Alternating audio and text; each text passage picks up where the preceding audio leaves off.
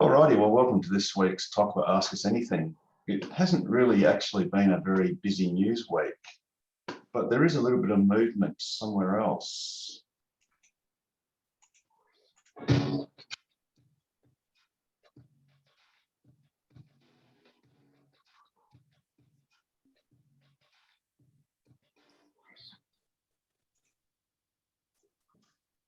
So there you have it. Model Y is officially coming into Europe. I believe on the 19th of August, it's going to be presented to the press in Berlin, which should be pretty awesome. Obviously, for most of us, or some of us in this room, we're just getting more and more excited at the prospect of that same thing happening in Australia. So come on, Elon, hurry up. On news that is showing that perhaps there's not so much hurry up, we've actually got confirmation that the Cybertruck production has been delayed out to 2022, finally, officially on Tesla's website. So for our American friends, it's confirmed that production is starting in 22 and not the end of 21. And I think also in some other delayed news, the Model S's in the US are also, some of those deliveries are being delayed as far out as February next year. As some of us know, Model S's aren't available, or X's, in Australia until the end of 2022. So that's a bit ordinary, but there's not a lot we can do about that. There is a bit of movement though in Germany, which is good to see at the Gigafactory. Oh, yes.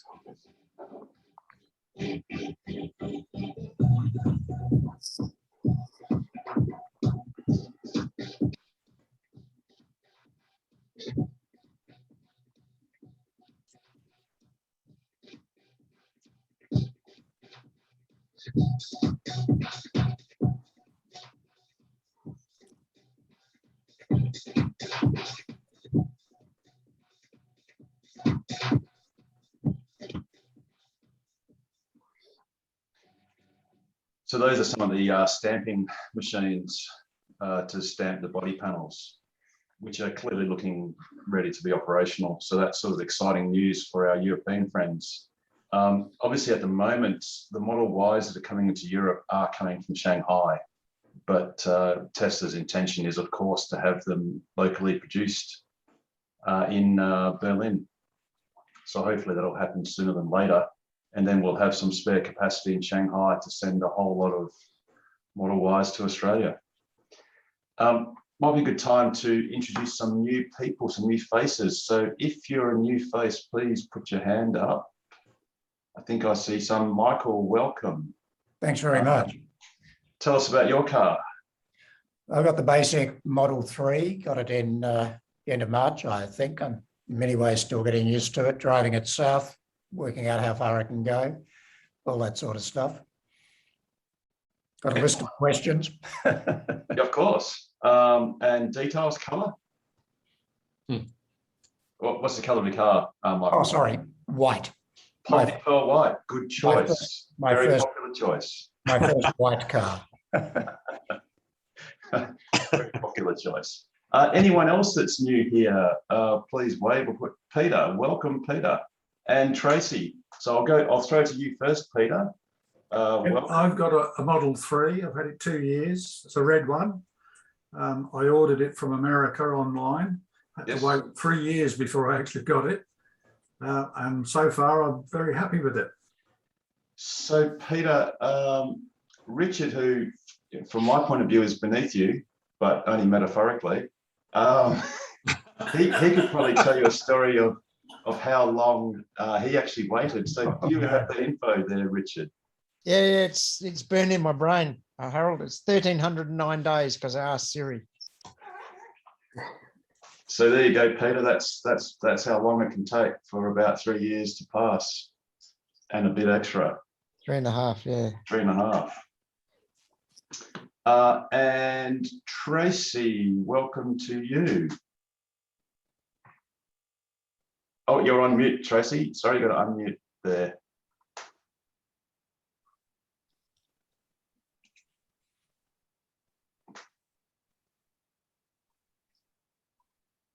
Sorry, I muted you earlier because there was some feedback from someone. I didn't know. There you go. You're on. Yeah, it's just because it's on my phone. So I've got a white Model 3 long range, and I've had it since April.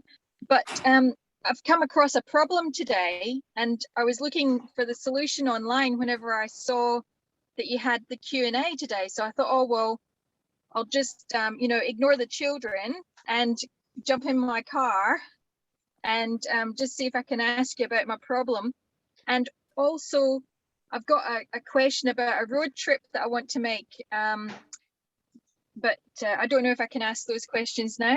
Of course you can. This is exactly what we're here for. So Okay. shoot away with your problem first. Okay. So last night it was due to have a software update, and normally there are no problems. But this morning, whenever I got in the car, it said software update required, contact Tesla service. And then it's got this, I don't know whether you can. Yes, we can see. Yeah, it's like that flashing triangle with the exclamation mark. Yep. And then a few things didn't work today. No cruise control, no sentry mode. And then of course I've just come home, going to try and figure out what's going on. But the other thing is, whenever I look on my software, it looks like it's updated. Like there's nothing to actually update. Yep. So what might have happened is, so you just had a software update today, earlier today? Last night. Last night. Okay. So what might have happened is there might have been a glitch in that update, and what Tesla may need to do is push what they call a full package update, possibly. So what you can do is just jump on your Tesla app on your phone and just schedule a booking. You just enter in your address and it will then default to the Osborne Park Service Centre. And then you could, I think there's a section for software problems, something like that, and just say car request, just repeat the words that warning message says, and then they will contact you tomorrow morning, hopefully, and either ask you to come in, or they may just go and push an update and just tell you to stand by, or it'll just fix itself. So that's the most likely thing. Harold, when this happens, they can actually force it over the air. Yeah, get in touch with service and get a booking in, and they may be able to just reforce the car to pull the software all over again. But worst case, you'll just have to nip in there. Okay. And Harold, you're right. Under service, there's a yes. In fact, thanks, Paul. Yeah. Yes. So I did it again, Paul. Just oh, sorry. No, you're good. So see, Tracy, you can see there there's software and there's an update. Sorry, it might be. Oops. So you do the. Oh, yeah. It's a bit hard to do backwards. Tracy, just out of interest, have you tried doing a software? Service? Well, it went. What did you say? A reboot? Yes. Well, that's what I wanted to do, and I said that to my husband, and he said, "Don't do that." I do that. Oh, reboot won't hurt. Let's just reboot it, and my husband said, "No, don't do that." I do. That's what they tell you to do first. Yeah. Oh, really? Yep. I've done it many times. Well, you're in the car now. Just get away with it. Well, yeah, that's right. I can do whatever I like. So you know how to do it? Well, Are we sure we want to get into a dispute between hubby and wife? it's fine. Yeah, it's true. It's fine. It's spot on there, and So what you can, if you want to do a reboot, is you just press down both scroll wheels for a couple of seconds. Factory reset. No. On the don't do that. On your steering wheel, just press and hold the two scroll wheels in for a few seconds until the screen resets or goes black. Or I might. Oh, I might do that. It won't actually do anything major. It'll just reset the screen, and in about 20 seconds, it'll come back, and that message may or may not have disappeared, or it may reappear. Well, I'll try that as the first thing. I won't do factory reset, and then if that doesn't work, don't do a factory reset. What the factory reset does is it actually clears all your navigation locations, all your consumption usage information, all your sort of Driver tech profile. odometers. Yeah, there's no need to do a factory reset. No, just do a standard reset, which is just the 2 thumb wheels in for a few seconds. And you can do that now. And in fact, you can actually do that while you're driving, believe it or not. Okay. So Maybe I I've should just done it. pop the phone down and just give it I've done it once whilst driving. Just do it. Looked at it lots Yeah, of times while driving, Just no be problem. prepared for the screen to go black for about a minute. So don't panic. Don't see anything. It didn't seem to do anything. It just said command not understood. No, you got to hold down both scroll wheels at the same time, and you got to keep push them in. and you got to keep holding it down. Do you know what? It's worked. Okay. Love you. See you. When you push them, hold them for several seconds until the screen goes blank. It's done it now. So awesome. That's good. Yes, Michael. Can I just ask a question? Something that happened this morning. My wife kindly rushed me to the Fremantle railway station, and we did it in a rush.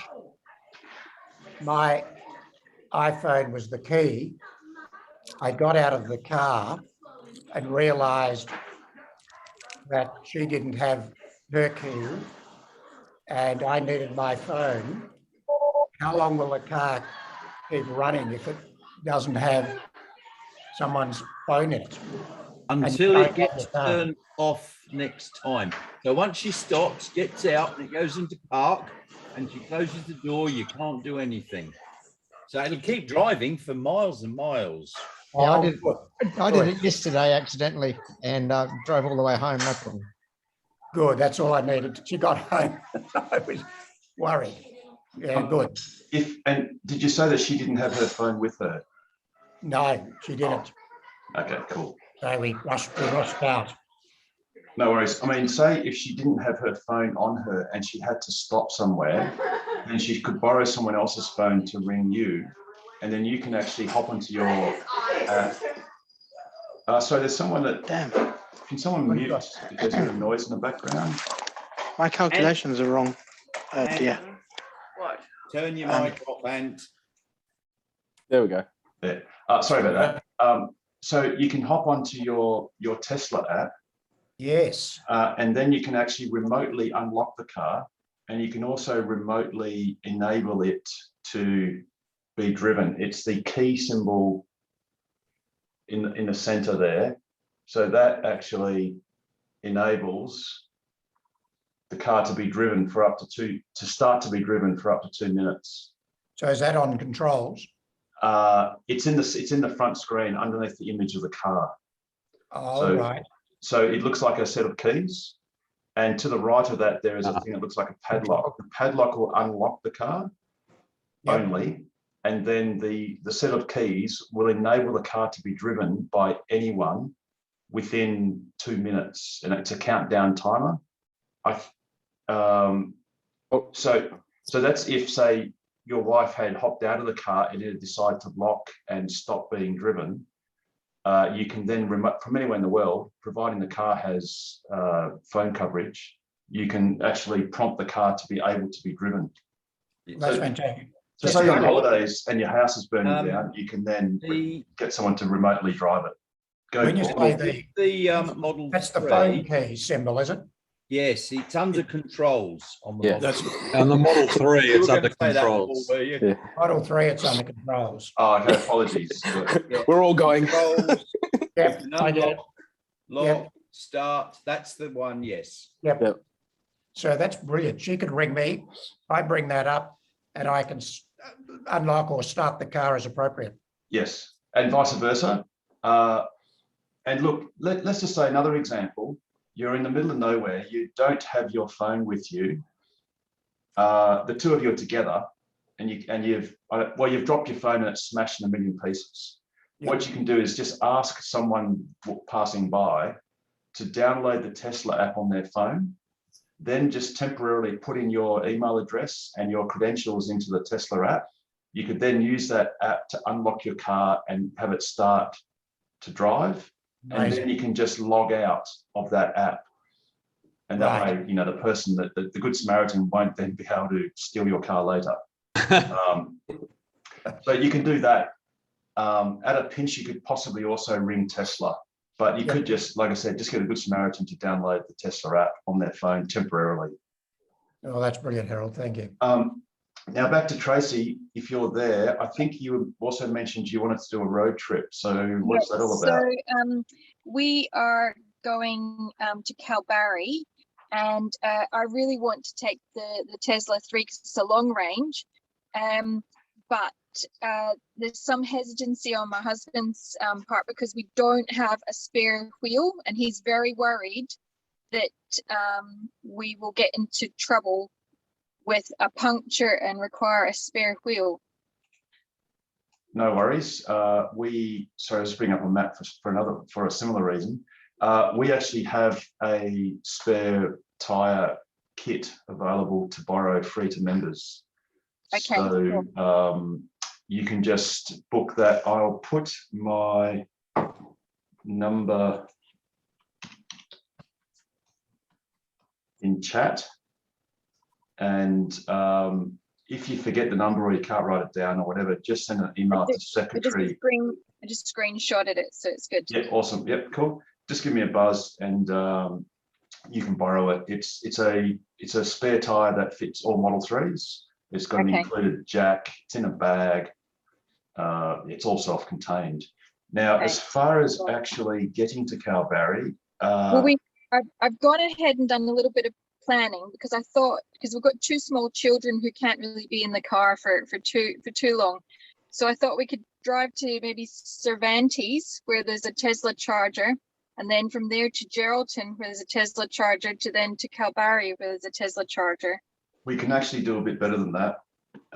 So you can leave Perth, go to Jurien Bay where there's actually a fast DC charger. So that will charge your car at about 300 kilometers per hour. And then, which means you don't need to charge for very long. You've got the long range? Long range, yeah. In fact, you won't need much at all. And then you can also charge at the Tokwa 50 kilowatt fast DC charger in Geraldton. Okay. And again, that will charge your car at 300 kilometers per hour. Now, to do that, you need to download an app called the Next Charge app. Okay. So that's actually mentioned in the PlugShare post. Oh, sorry. Firstly, you need to download an app called PlugShare.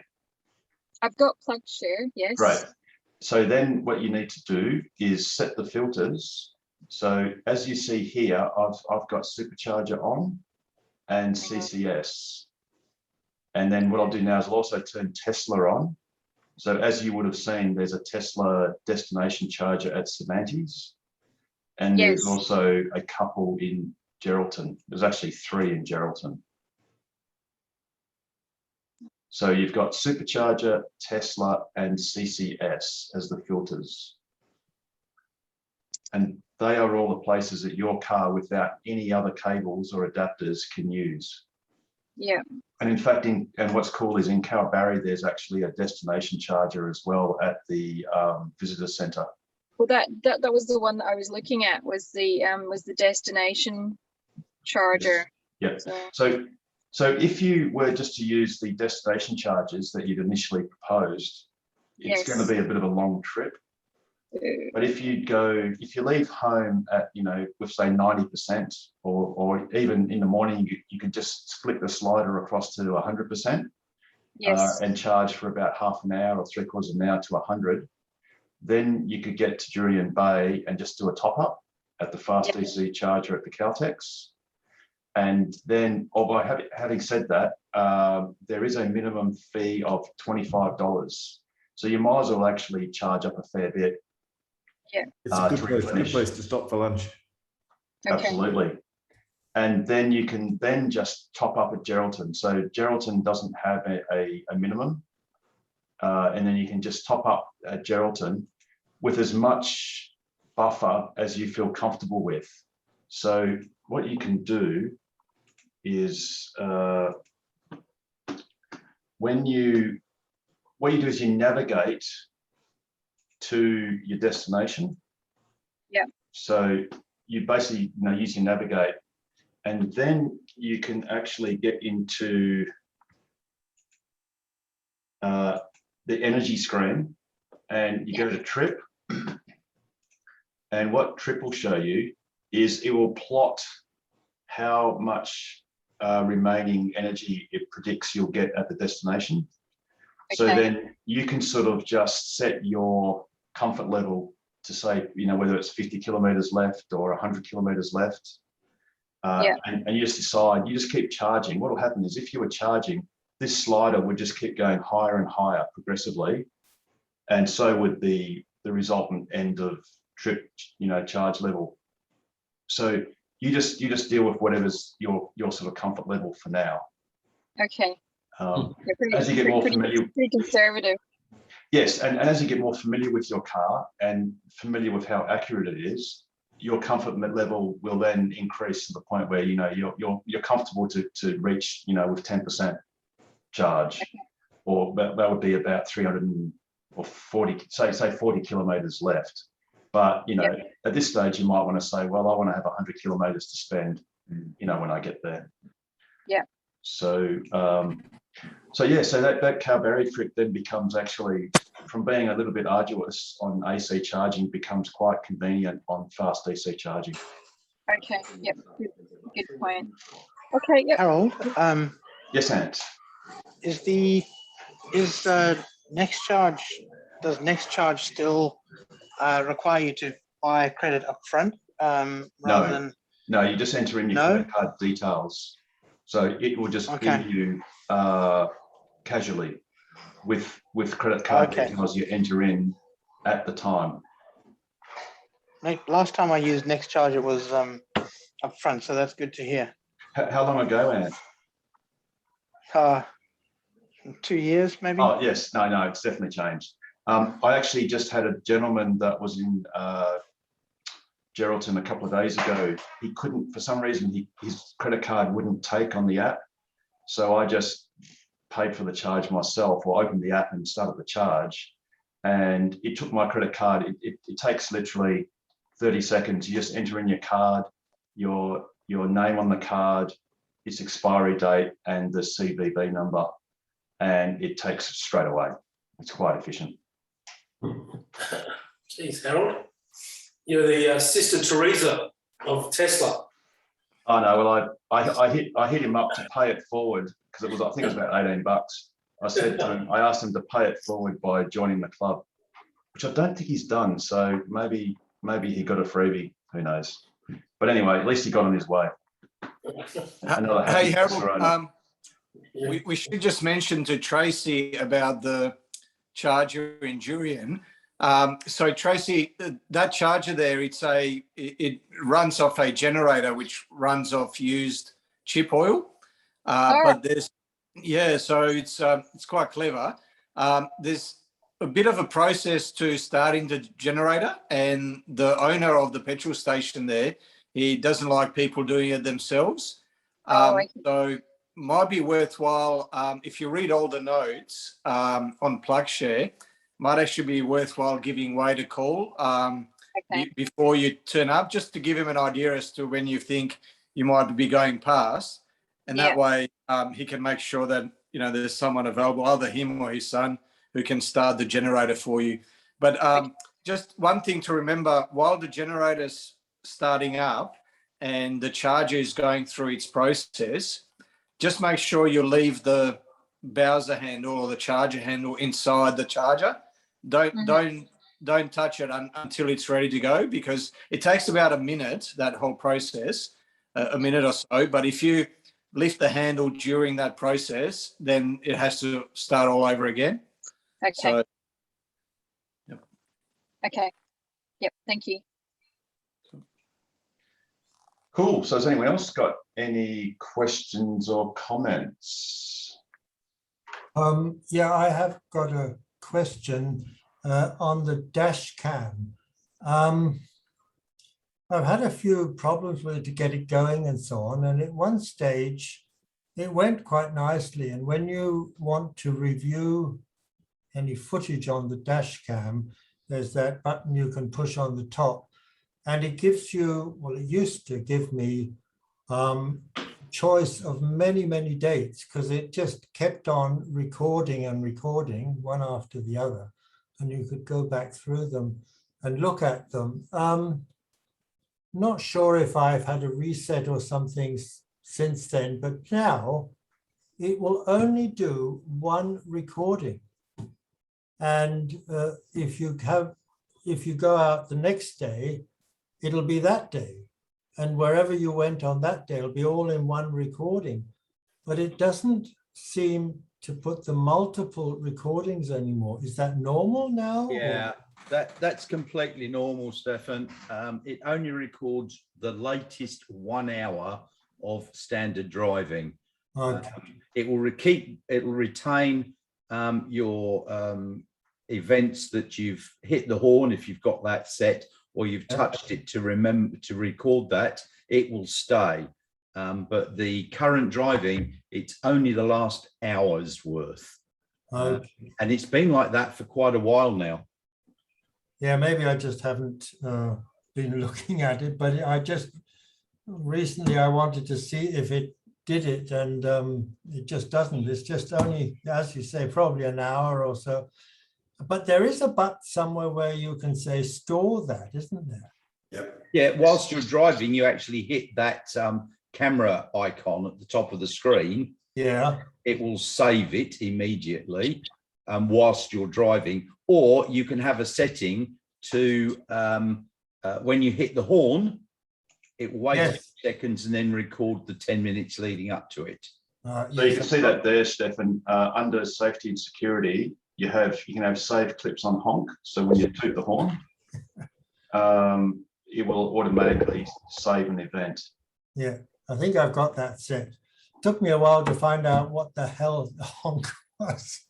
Yes, it's honking the horn like a goose. You also, as Nigel said, you can also touch on the camera and save footage. Actually, sorry, I think it saves when you're driving, it saves automatically. Yes, that's the case. In this image, it's because the car was parked when these photos were taken. There's also an option when it's parked to either save the footage, say someone, you're at a shopping center and someone bangs a trolley into you or something. Yeah. You can then save the footage, or you can launch the viewer. And as you've described, when you launch the viewer, at the moment, all you see is the last hour of recording, because there are no events. But you can actually press this menu item, which I haven't captured that image yet, but this menu here in the upper left, and that will then give the option of showing just the most recent events, whatever they are, or it'll categorize them as dash cam footage while you're driving, or the sentry mode while you're parked. And something that might be useful is one thing that happens is when your car is in sentry mode, its full self-driving computer remains active and all the cameras are switched on. And that consumes about 250 watts the whole time.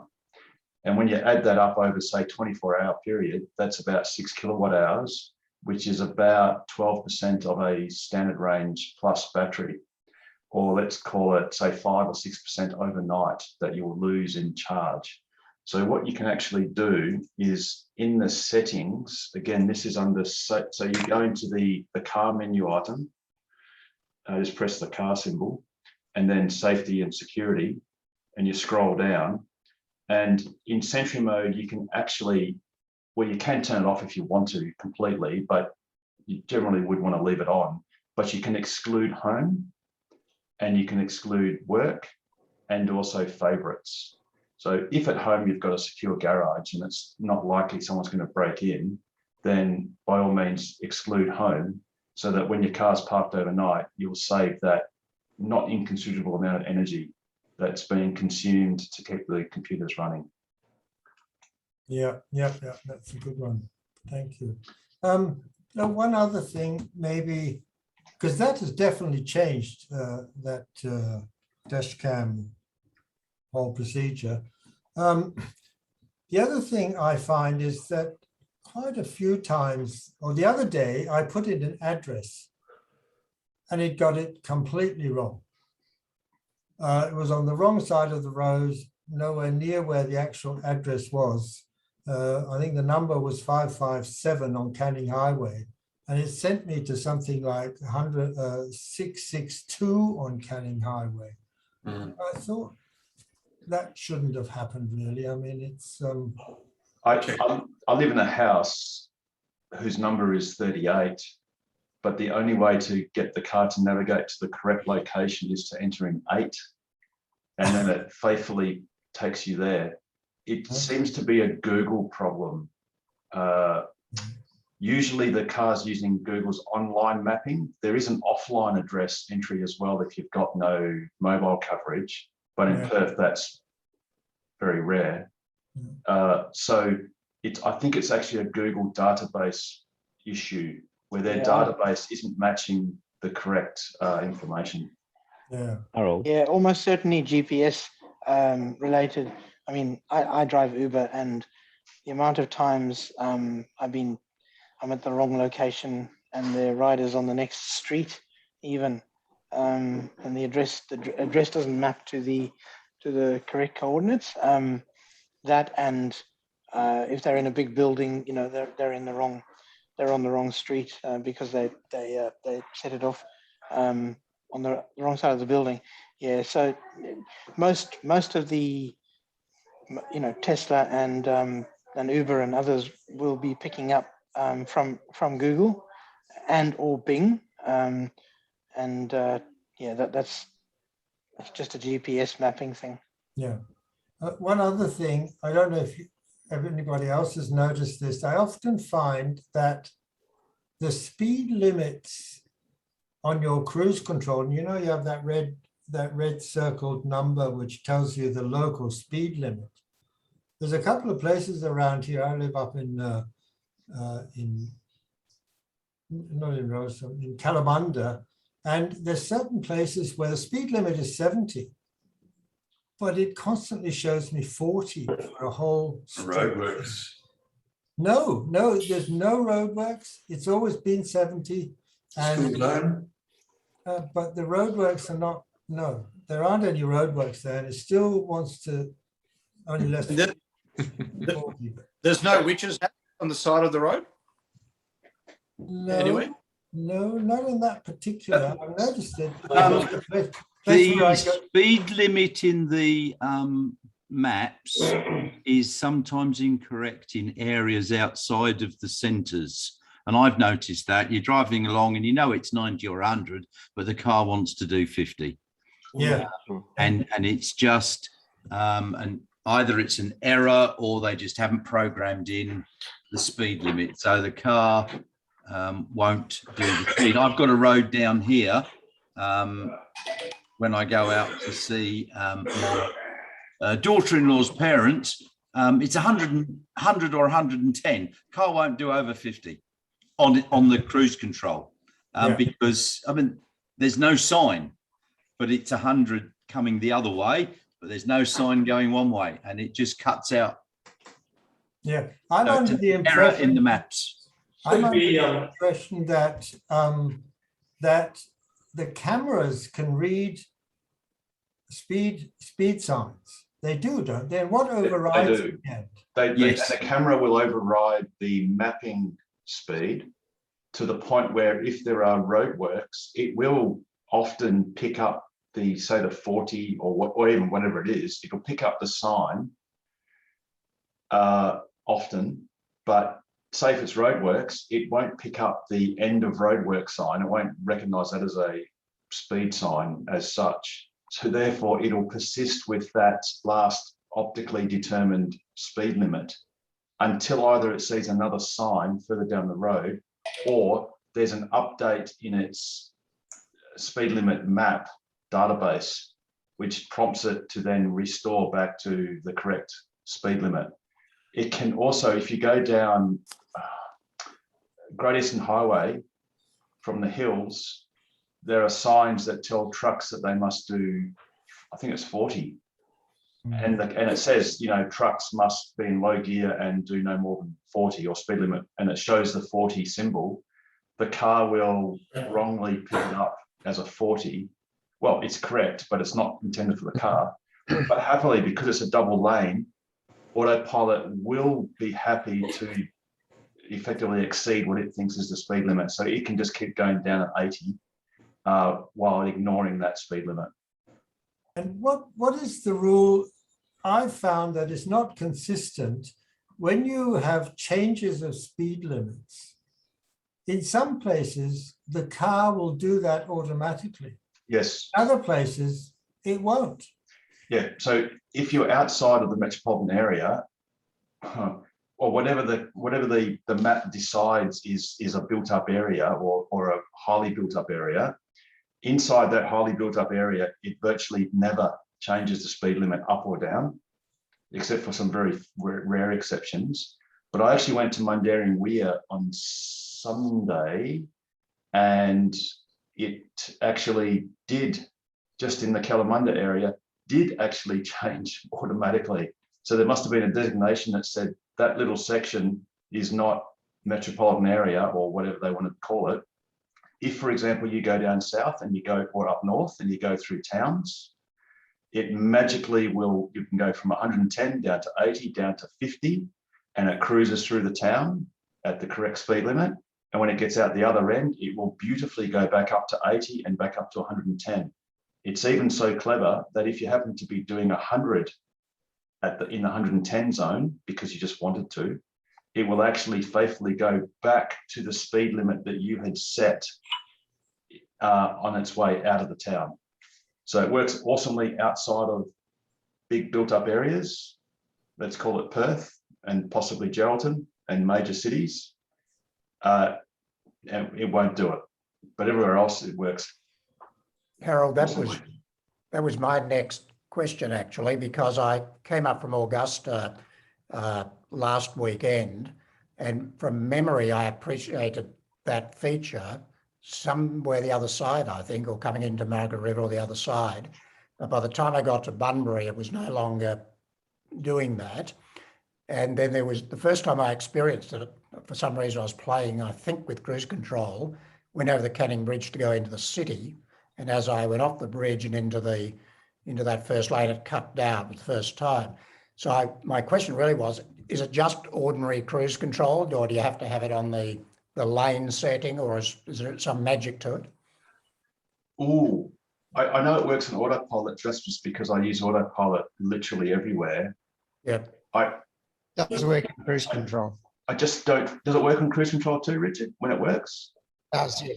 It's happened to me when I wasn't in autopilot. I was just in TAC and it worked. Yeah.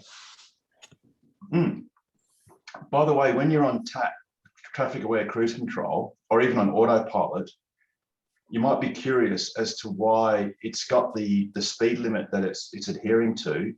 And there's a blue circle, or actually, sorry, in some cars it's blue, it might be in Model 3 is a different color. But it also says the word max. And you might be wondering, why does it say max? What that's meaning is that that's the maximum speed it will do. But of course, if there's a slower car in front of you, it will slow down. So unlike, let's call it classic cruise control, which isn't radar aware, this one will only do the maximum up to that maximum speed or less, all the way down to 0 if you are following a car and it comes to a complete stop. Well, while we're in the country, when I go south from Fremantle, soon enough, my wife gets really annoyed about this. There's some ABC stations she likes to listen to, and they all go. Is there anything we can learn about getting better reception in the country, or are we just limited to what comes up on the screen? No, not at all. So that's something I haven't actually captured in this simulator. But if you go to the audio section, you can actually stream the ABC and various other. Oh, can you? Other what's the names? Channels. Sorry, for some reason it's not coming up. Sorry, I'll just try that again. There it is. Okay, so if you go into the radio section, sorry, you've got to go into TuneIn. I haven't got this. Oops, I haven't got it captured. But so you see the radio symbol in the lower right-hand corner. Click on that. You see in the middle TuneIn. That's TuneIn Radio. That's a streaming service, right? Or streaming provider.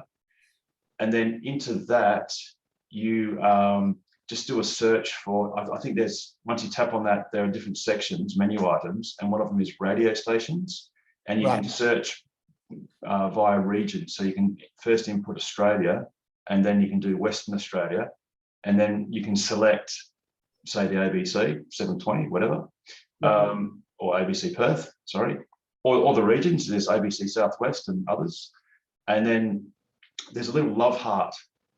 When it'll show like a symbol of it, and there'll be like a little outline of a love heart. So if you press that, that'll become a favorite. So then it will always be in your favorites list under TuneIn. Under TuneIn. Do you need to have the premium connectivity to get that, or will you have to go in through your phone? Because I use my phone as a hotspot. Yes and no. Jo's the expert in this, and I'm happy for her to jump in if she likes. But you don't have to have premium connectivity to do streaming. You can. You there, Jo, or you're busy? You might be busy.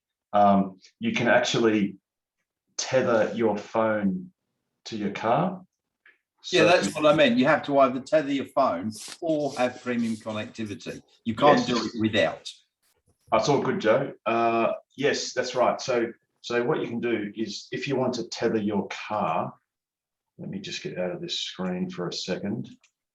You go into the LTE, you press this, and you search for Wi-Fi. And what you do is, on your phone, you have to set your phone as a hotspot, and it will come up, and then you just enter in its password. And then this is Michael, well, your car's brand new, so you'll have at least a couple of months of premium connectivity trial period. And when that lapses, it'll cost you $10 a month to maintain what's called premium connectivity, which means the car can stream radio. You can get a satellite image of the map instead of just the basic map. I think I'm paying for that now, but I didn't realize all of that. Okay, cool. So it's $10 a month. It's quite, look, it's $120 a year, basically.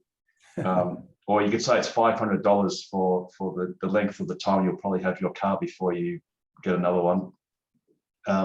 But you can tether, so you can actually connect to Wi-Fi. I do believe in a upcoming software update, there are going to be some additional features, because at the moment, every time you start the car, it kicks off Wi-Fi, so your house Wi-Fi, and it goes to LTE or GSM network. I believe there are going to be features whereby you can set it to automatically latch on to Wi-Fi that's available, say, from your phone. There have been rumours of that, but the other thing is, when you tether your phone, rather than pay the $9.99 a month, you won't get the satellite images, I don't think, on the map. There's a couple of things you can't do, but it will allow you to watch Netflix, YouTube, and so on, and stream. The other thing you can do, Michael, is use Bluetooth. Yeah. So obviously you set your phone to Bluetooth audio streaming, and then you can, for instance, if you're interested in the ABC, you can download the ABC. I forget what it's called.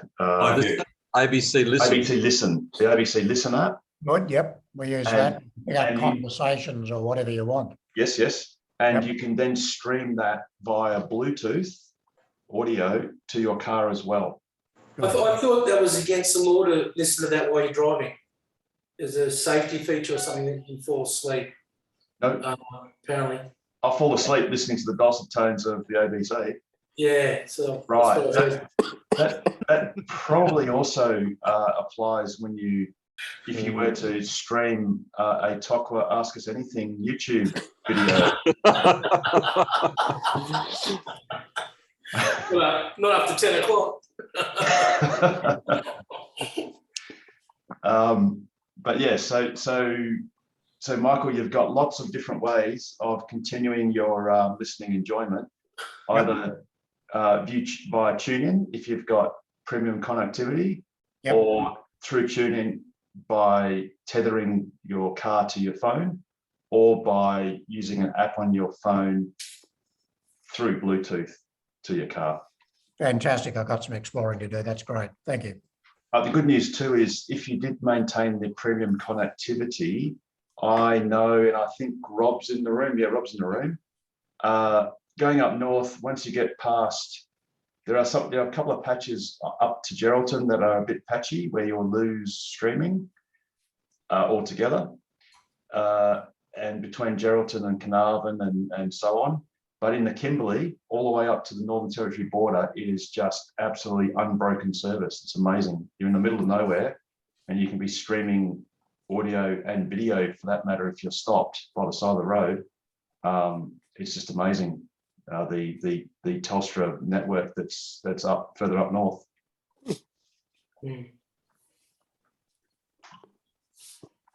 Harold. Catch the comment there, Harold. Telstra. Yes, Basil. Yes, Basil. British coming through the back door. Go, Basil. Thanks, Harold. I got 2 software updates this week on my Model 3 Standard Range Plus. One was a game one, and the other was just for the car. And other than, I'm just curious to know what it's done. And I go onto the screen and I can see some very brief description of what the update is. But does Tesla give more detail anywhere else, or No. is it just no? That's it.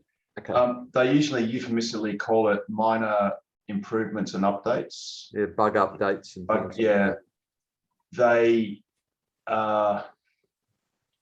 sometimes they're not minor, sometimes they're actually quite major, but Tesla just don't list it. Okay.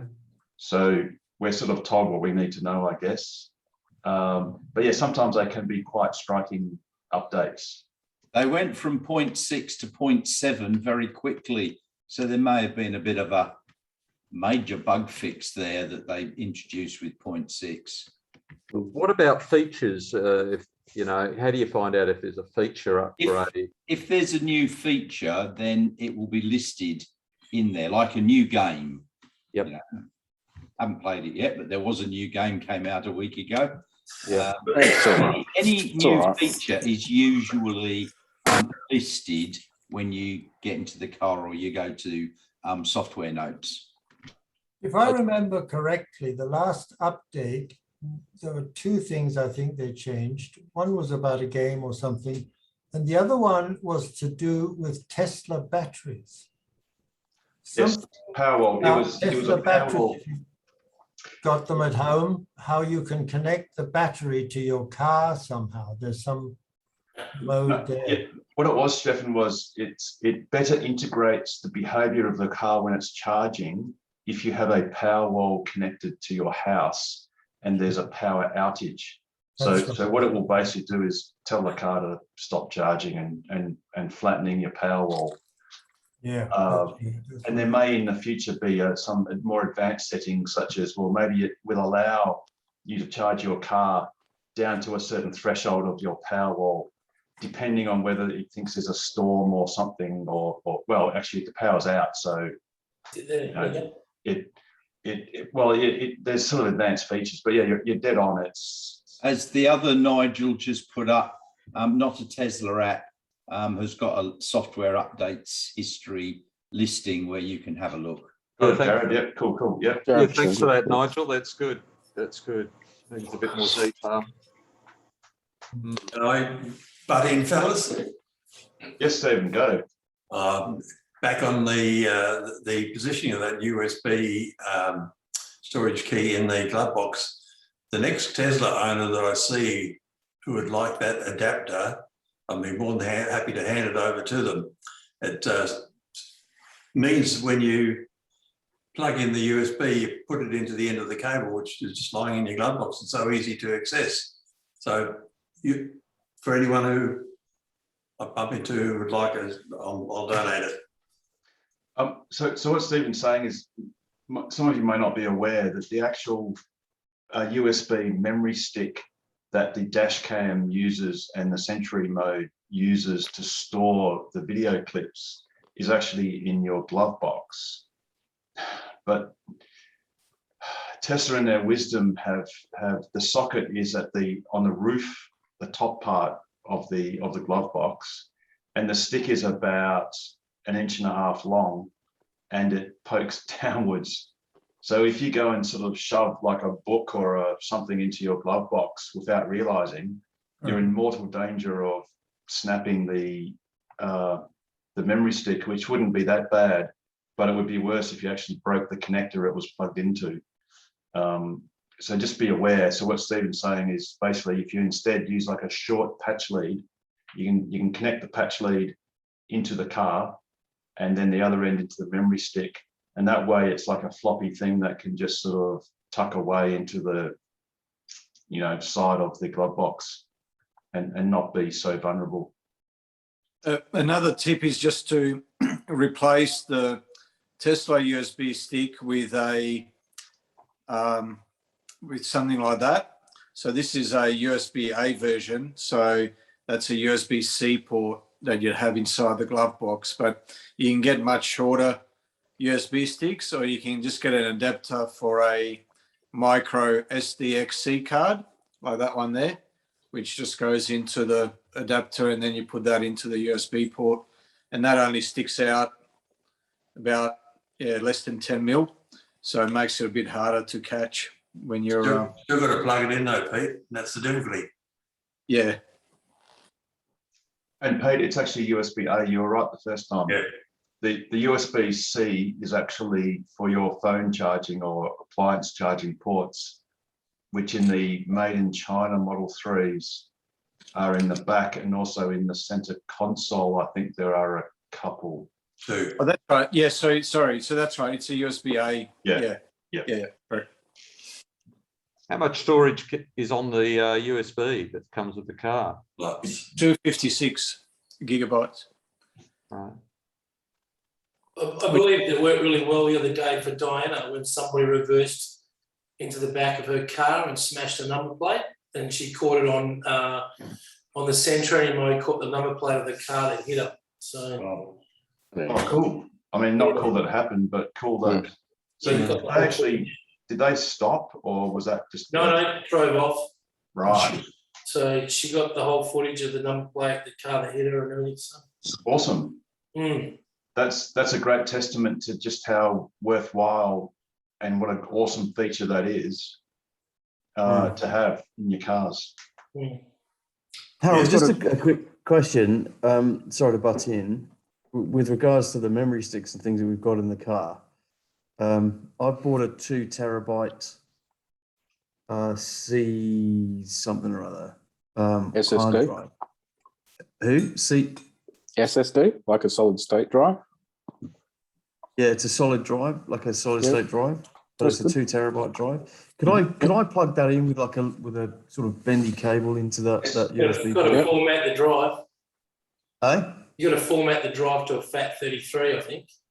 FAT32. FAT32, sorry, yeah. Well, and create the empty file, the Tesla file. No. So stick it into the laptop first, and create. No, you don't. I don't think you need to. You don't need to anymore. They have an update. You just press format, and it'll just do it automatically. So you just go into the car symbol menu, and then you go to safety security. You scroll down, and format button, and you just go to format USB drive. Right. Now, when you do that, it'll delete everything that's on it. That's all right. It's new anyway. Yes, yeah, of course. So I just figured if I put something like a 2 terabyte hard drive in, I won't have to bugger around with it too often. It should have enough storage on there for dash cam footage. Actually, one little pro tip, just as a suggestion, when you're, say, slow charging somewhere at a shopping centre or wherever on a trip and you've got nothing better to do, it's often good husbandry to sort of go through the clips and just cull them out, because most of the Sentry mode clips will be just someone walking past. It'll be just incidental, and they do clog up. It's not so much memory, because if you've got 2 terabytes, it's going to take quite a long time to fill. It's going to take a very long time. But you're going to have a multitude of clips. So rather than having to sit there, go on, Rich. The other night during the storm, I'm hearing you because I felt the pain. I woke up in the morning and there was 185 incidents that went off throughout the night, and I was like, "What the fuck is 100?" And I've got my other car that I'm selling. I've had it completely detailed and it's under a cover. And what I've found out is it's the cover. The car cover was actually flapping in the wind, and it was setting it off like all night long. It was just going off. Like, damn. One delete. No, you can, if that's too slow for you, you can just take the drive out, put it in a computer, look for the dates, and then just call a whole, like just select all the files and just delete them. You can do it that way. Mate, why didn't I ring you earlier?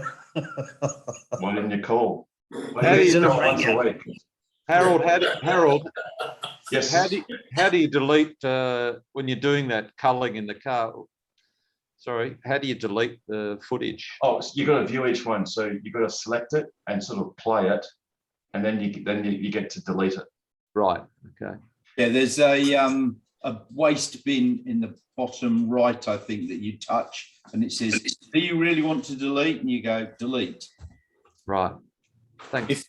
If you wanted to delete all your footage all at once, you just obviously got to be sure you want to do that. But you can just reformat the drive. So just go back into the settings and press Format USB, and that will just delete everything again. Right. So and that will delete everything. Yeah. So as Nigel said, as Nigel said just a moment ago, is this little waste bin thing here to delete? That's just the one clip, or you just go safety security, as Pete said, and just hit format. Start afresh.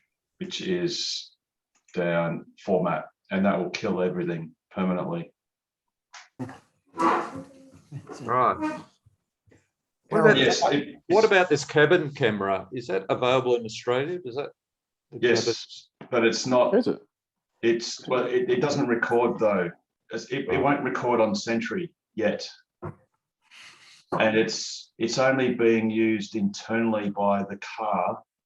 So Tesla, Jared. No, that's what a cool top. Is that the pajamas? Is it? Very cool. It's used internally by the car to assess the alertness or certain features of the driver, but I don't think it's used to sin bin you at the moment. It's just in development. So Tesla has assured everyone that none of that footage leaves the car at this stage. Is it on automatically or? Yes. Yeah. So it's on all the time. Yeah. But it's not yet used for Sentry mode, which I think it should be, because that would actually be useful. Because if someone breaks into your car, you might get better footage of them while they're in the car. But it's not being used at the moment to record. But it is being used for the car to assess certain aspects of the driver's behaviour. Is it being stored on the USB or not? No, it's not. No. And I've got a cover on mine, so it can't see me. Apparently, it's going straight to an Amsterdam website and being used there for research, product development. Just as an aside, my son's the CEO of a mining company. They have a hell of a lot of mining trucks. They all have internal cameras. To put a Band-Aid over a camera would mean instant dismissal. Yes. Yeah. Yeah, absolutely. Absolutely. Can I just ask two beginner Tesla questions for me, just to confirm what I'm doing? One about the battery level. You made a reference earlier when you're traveling in the country to Tracy, and also typical tyre pressures around the city and around the country. Remembering I'm in the new basic Model 3. Yes. So for charging, you just go little arrow and you go into charging. Yep. And you set the limit. So now if your car, if anyone in the room, if your car is a long range Model 3 or a performance, then it's recommended. In fact, this one is actually an SR plus. If it was a long range, it would have the word trip down here and the word, sorry, daily, it would have daily about here and the word trip here. And if you're in a long range or a performance Model 3, it's recommended you charge up to 90%, which is the second last tick, right? For daily charging, no more than 90%. You can slide it to 100% for a trip, but you shouldn't leave it festering. This is only applying to long range and performance cars. Or if you look on your Tesla app and your VIN starts with, well, it doesn't start with LRW, so it's not made in China.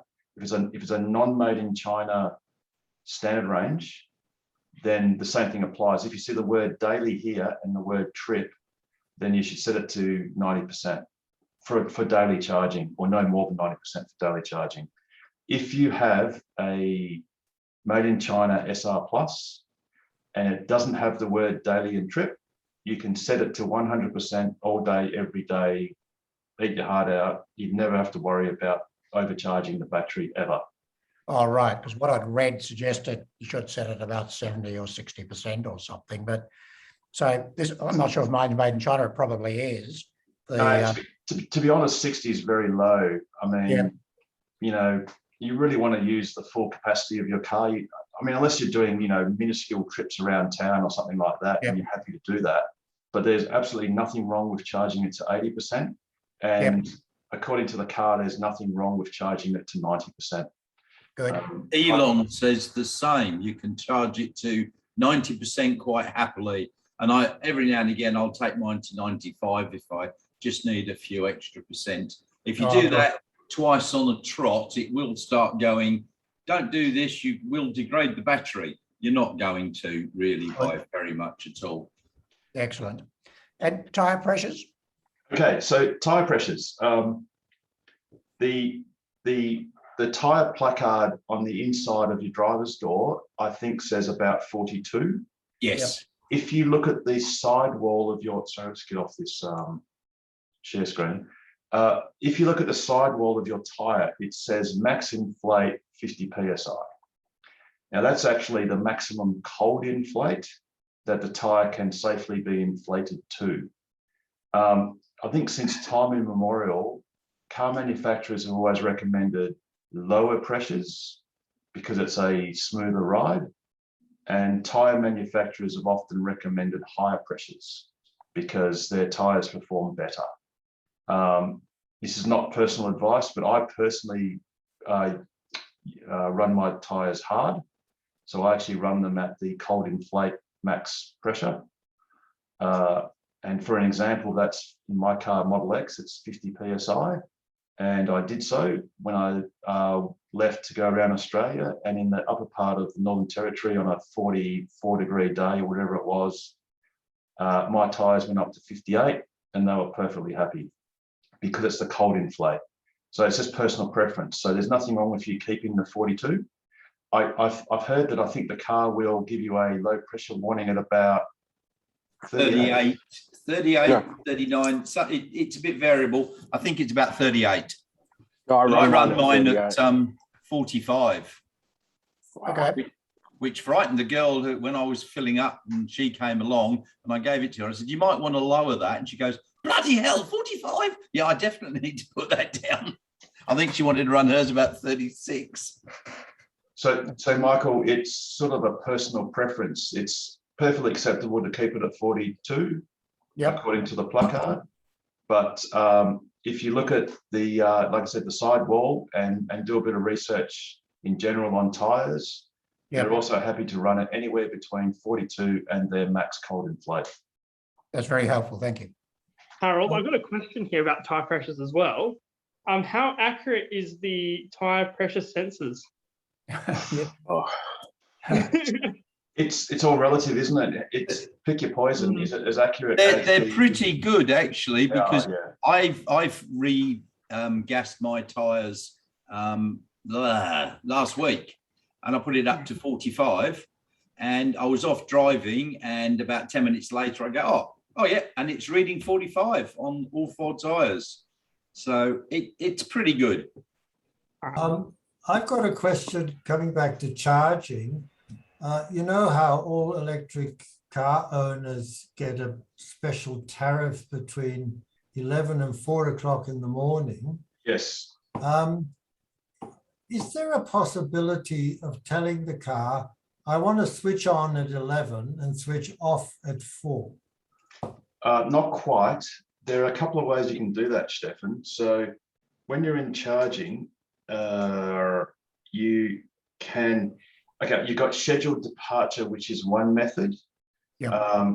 And if you go into that and schedule, let me just, sorry, scheduled departure. Sorry, my little thing's just playing up a little bit. Okay, so you can tell the car when you want it to be ready for you to leave generally. So in this example, it's 8 o'clock in the morning. You can then go to settings and you can tell it to precondition, which means it'll warm the car or cool it, but put the air conditioning on for you.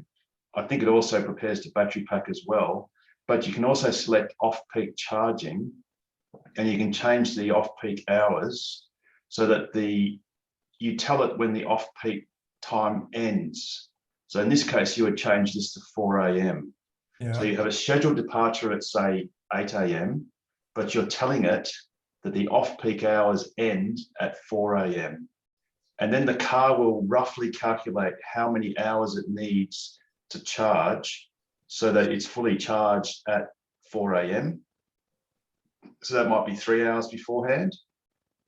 There is no actual setting to give a start and stop time. Another alternative to do, rather than a scheduled departure, is to actually go to scheduled charging, which is you set the start time. So then when you set the start time, you would set that to 11 p.m. on the presumption that by the time it came to 4 a.m., your car had finished charging, which if it's anything like an AC charger, a 3-phase charger, proper one, that would be absolutely certain. If you are just on a 10 amp socket or plug, that's less certain that it would do that. Yeah, but that only applies if it's of a certain charge already. You know, if it's pretty empty, it's going to take a lot longer than that. So if you start it at 11, by 4, it would be nowhere near full. Yes, so unfortunately, Tesla have not yet done a start and stop definition at the moment. So the best way to handle that, I would surmise, would be, look, let's just say your set of charges quite low and you militantly insisted on not charging it outside of that sort of time.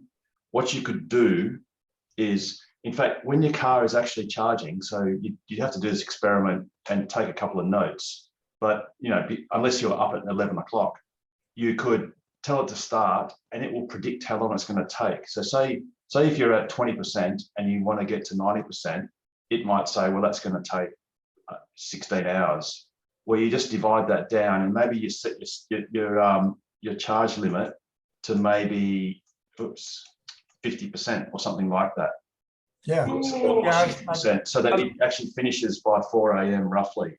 Yeah. Stefan, have you got a 32 amp Tesla destination charger there? Because that charges at 7 kilowatts per hour, which is 14% on a standard range plus.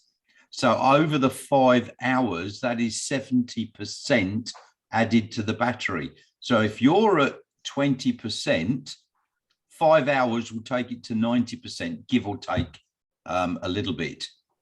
I've just had an idea, actually.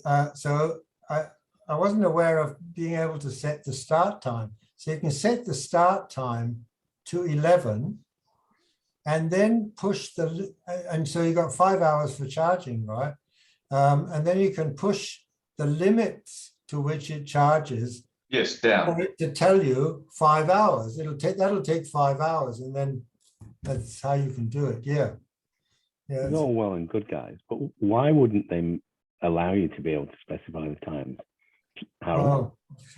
Because to be honest, Andy, well, for instance, this simulator that I did required 60 images, right? So there's 60 different pages, and that's not even talking about things that are on and off and all that sort of stuff. Yeah. I guess there are a million different additional features we could suggest to Tesla, and I can probably rattle off a dozen without even trying. It's just a matter of priorities, I guess, and complexity. I mean, when you look at the way it does the scheduled departure, and the thing too is Tesla also want to accommodate the most normal use cases. So most houses will have a, let's call it a high power AC charger. Yeah. Say one that does, as I think Nigel was mentioning, you know, one that will basically take your car from flat to full in less than half a dozen hours. So many of these technical use cases apply to a very small minority of users, and therefore, do you want to clutter up? I mean, I guess it would be nice to have start charging, stop charging. I guess that could be a thing, but at the moment they've decided to keep it simple. You either specify when you want to leave, and when you do that, when you want to do that, it can set the the time you want to depart and the time your tariff ends, or on the other hand, when it starts. So I think the main thing is there's a limit to the complexity. Well, there isn't a limit to the complexity. There's a limit to what Tesla has done so far. And I dare say, look, we can push it up the line and say it'd be awesome if you can do a start-stop time. Oh, and you might have to have weekend. Well, put it this way, wouldn't it be lovely if you can perhaps have it inhale your tariff information and it works it out? So it only charges the car at the cheapest times ever.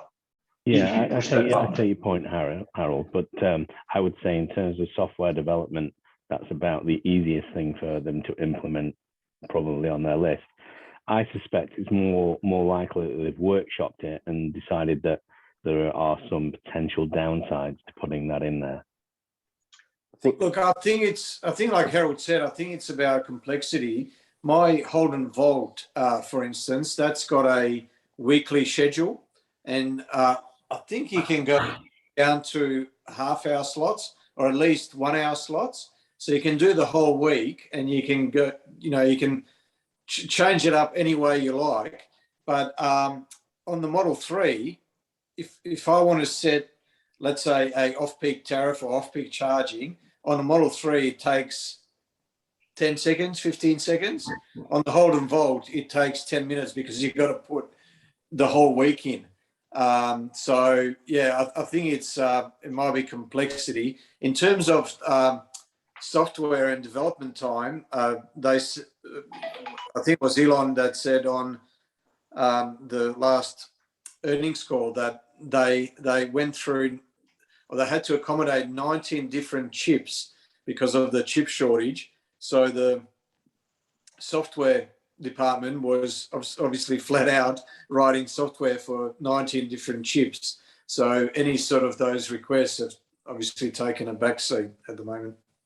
On this same subject, all of you are more experienced than me. I've used scheduled departure once, but I'm going to Darwin next week and I want to leave at 100% charge at 8 o'clock in the morning. How accurate is that?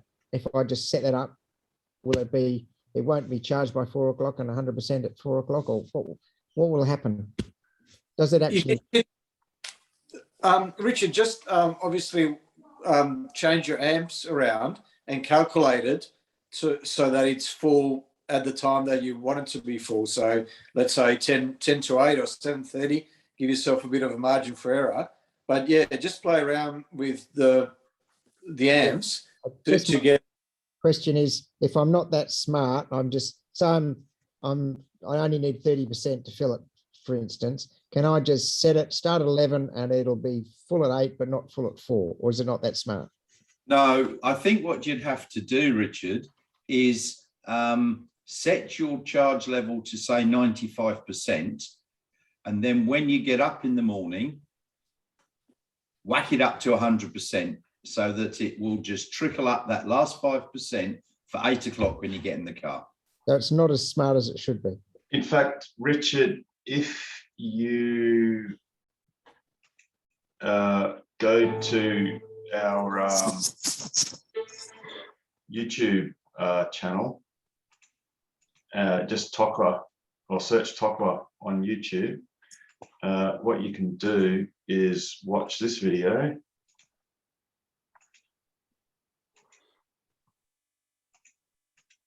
If you're going on a long trip, you might want to charge your car to nearly 100%.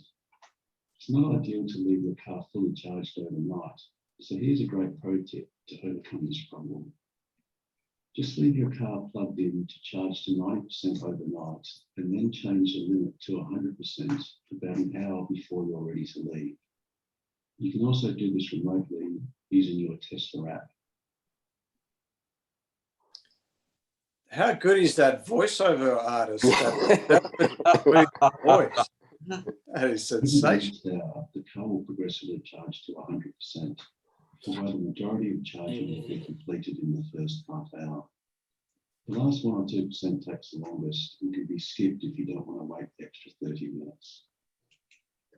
So there you go. So go to Tokwa on YouTube, and all the information's there for you. Don't need to. I've heard it. So I've got a theory, just to throw out there. You know how they don't give you the high power wall charger anymore. I'm just thinking that, you know, the Zappi is obviously a cheap competitor to the sales for the HWPC. I'm just thinking. Would you say a cheap competitor? No, a chief. Oh, like right. A main. So now that they're selling it and not giving it away free, I'm just wondering whether you think they might get a little bit hotter on the whole time to charge type thing, and it may be that that's more on the radar these days. Well, a couple of things there. The reason why Tesla deleted the high power wall connector, which at all times cost about $780 if you wanted to buy it. I mean, you used to get one for free, or should I say you used to prepay for it. And in fact, Australia was one of the rare markets where the HPWC actually came free with the car. In Europe and the States, that wasn't the case. You had to buy it all along. But because Australia had such inadequate charging infrastructure universally, Tesla figured it was an important thing to provide as a first point of charging. It was several quarters ago that Tesla reduced the price of Model 3 by several $1,000s, but deleted the free HPWC. So the price went down, let's call it 3K, and they clawed back $780 of that in not selling the high power wall connector. Oh yeah, as far as wrong, Harold, I'm not complaining. No, and as far as the Zappi being a competitor, the Zappi is 3 times the price of a high power wall connector. So if you compare the two side by side, as just a 3-phase charging equipment, well, actually both can do single or 3-phase. There's no comparison between a Zappi and a HPWC. A HPWC is vastly more value for money than the Zappi for basic charging. Yeah, totally. I wouldn't disagree with their decision to not give it out for free anymore. Yeah, yeah. So we all make that saving, right? Yeah, that's right. And the thing is, a lot of people, depending on your lifestyle, like say if you're retired, so your car is mostly at home, you know, most of the time, unless you're doing trips. So in other words, you don't have to take it to work every day. You could be charging on a 10 amp outlet, and overnight that'll get you. Actually, these days there has been a new development. Apparently, many cars are getting their 10 amp plugs restored to the proper 10 amps that they were designed for, which means you get an extra 20% charging. But anyway, overnight on your 10 amp outlet, you can recover at least 120 kilometers of range just overnight. Now, if your car is, say, at home for 20 hours a day, you can get 250 kilometers per day just from the free unit. So yeah, just from the charger that comes free with the car, which is your portable charger. So, and you know, I'm sure everyone knows of several people that have gotten the older Model 3s with the free high power wall connector and never used it, never installed it, and they'll sell it on the secondary market. So I think Tesla's decided that we gave you a price decrease. They've probably realized that not all of these things are getting used. So therefore it's basically a bit wasteful. And, you know, no one can complain if you buy a $66,000 poverty pearl white standard range plus Model 3, drive away, no more to pay. They're not going to resent having to pay $780 for a HPWC. If they went to buy a Zappy, they'd be paying, I dare say, probably about $2,500. $13.95. I just looked it up. Say again? $13.95. That's single phase, Richard. Oh, right. Most of us are single phase. But... That's single phase. The 3-phase, I think, is a bit more than that. It is. Yeah, totally, Harold. Totally agree, and wasn't complaining that they're not. Yeah, no, that's cool. Yeah, totally cool. All I was really saying was that given that that now they don't include it for free, I think they're more likely to be focused on things that might make it more attractive to buy it. And one of those things would be the ability to schedule start and stop times. Yes, I actually think, look, there's a lot of scope for the car itself to be more intelligent. So we've already discussed the software update that's making it integrate nicer with the Powerwall. Bearing in mind that actually that niceness has nothing to do, I'll get to you in 2 seconds, Paul. That's got nothing to do with the charging equipment. It's to do with the car talking to a Tesla server and the Powerwall talking to the same server or an interlinked server, and they cooperate and agree. But yeah, go, Paul. You were showing something. Okay, this is a shot from the Tesla impact report, and this is something that I noticed today. It's like integrated everything. So you've got your solar, your Powerwall, the auto bidder, and with the batteries, with your car and all that. So I'm sort of wondering if they're actually going to look at, you know, becoming a virtual Powerwall, and actually you can integrate the whole lot and probably use it all through your app. You know, like the scheduled servicing and charging and all that sort of stuff. Don't know. It's a thought. That makes perfect sense because. So, Pete, you're gonna jump in there. I know. I was just going to say to Paul that he may be onto something, because that's what they may have been trying to suggest with the invitation for AI Day. In terms of intelligence, going past just vehicles. So maybe that's the new HPC is Wi-Fi connected as well. So it is, but it doesn't actually need. The good thing is,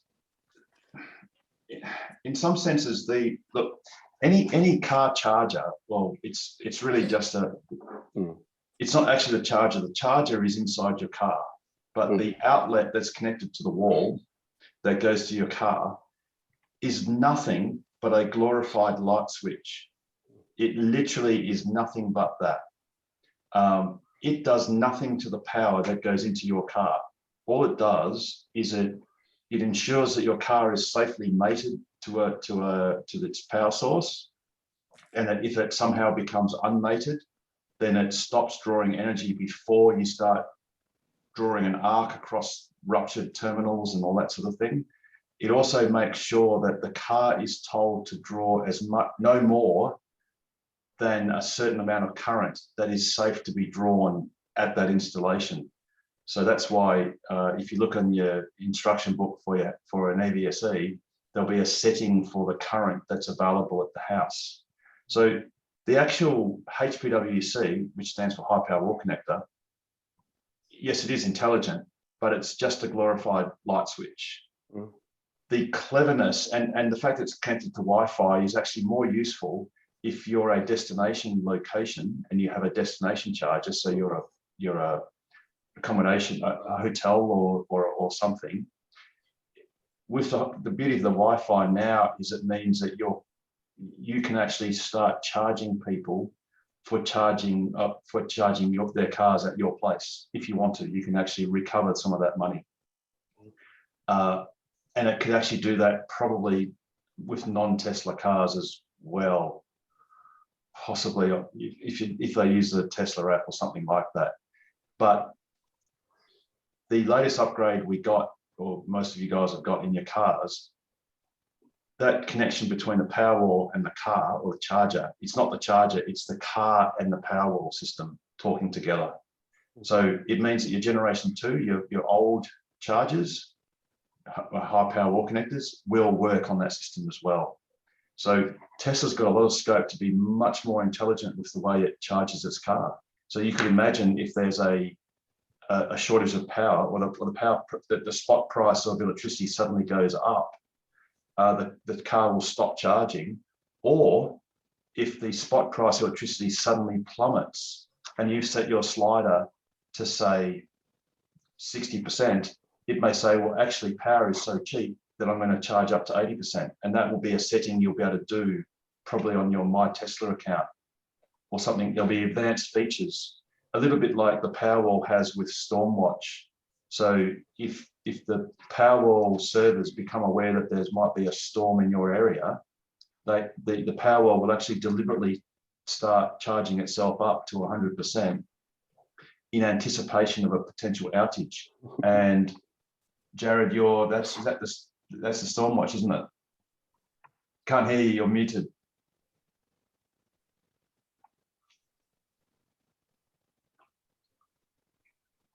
Yeah, it's a Stormwatch.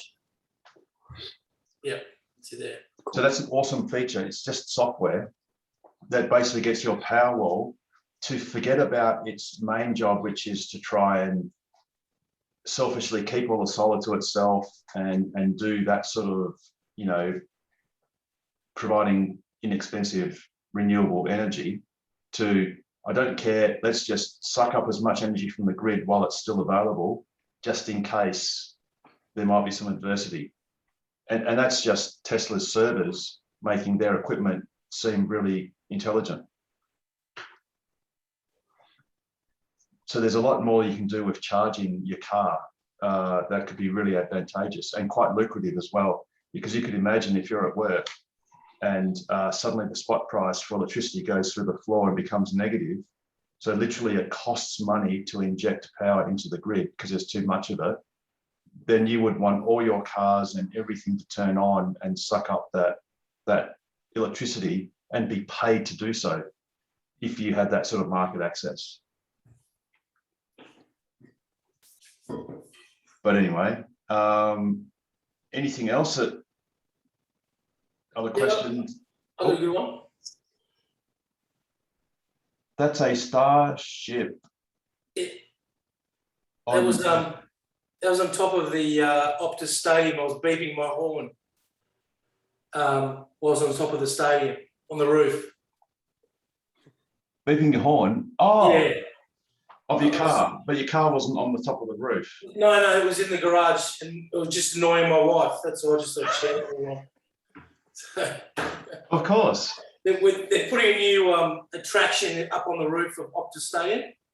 That's that's where the visitors sit in the best seats or the highest seats in the house. Yeah, but they're putting a new section in. It's got all glass floor, so you can stand and look straight down.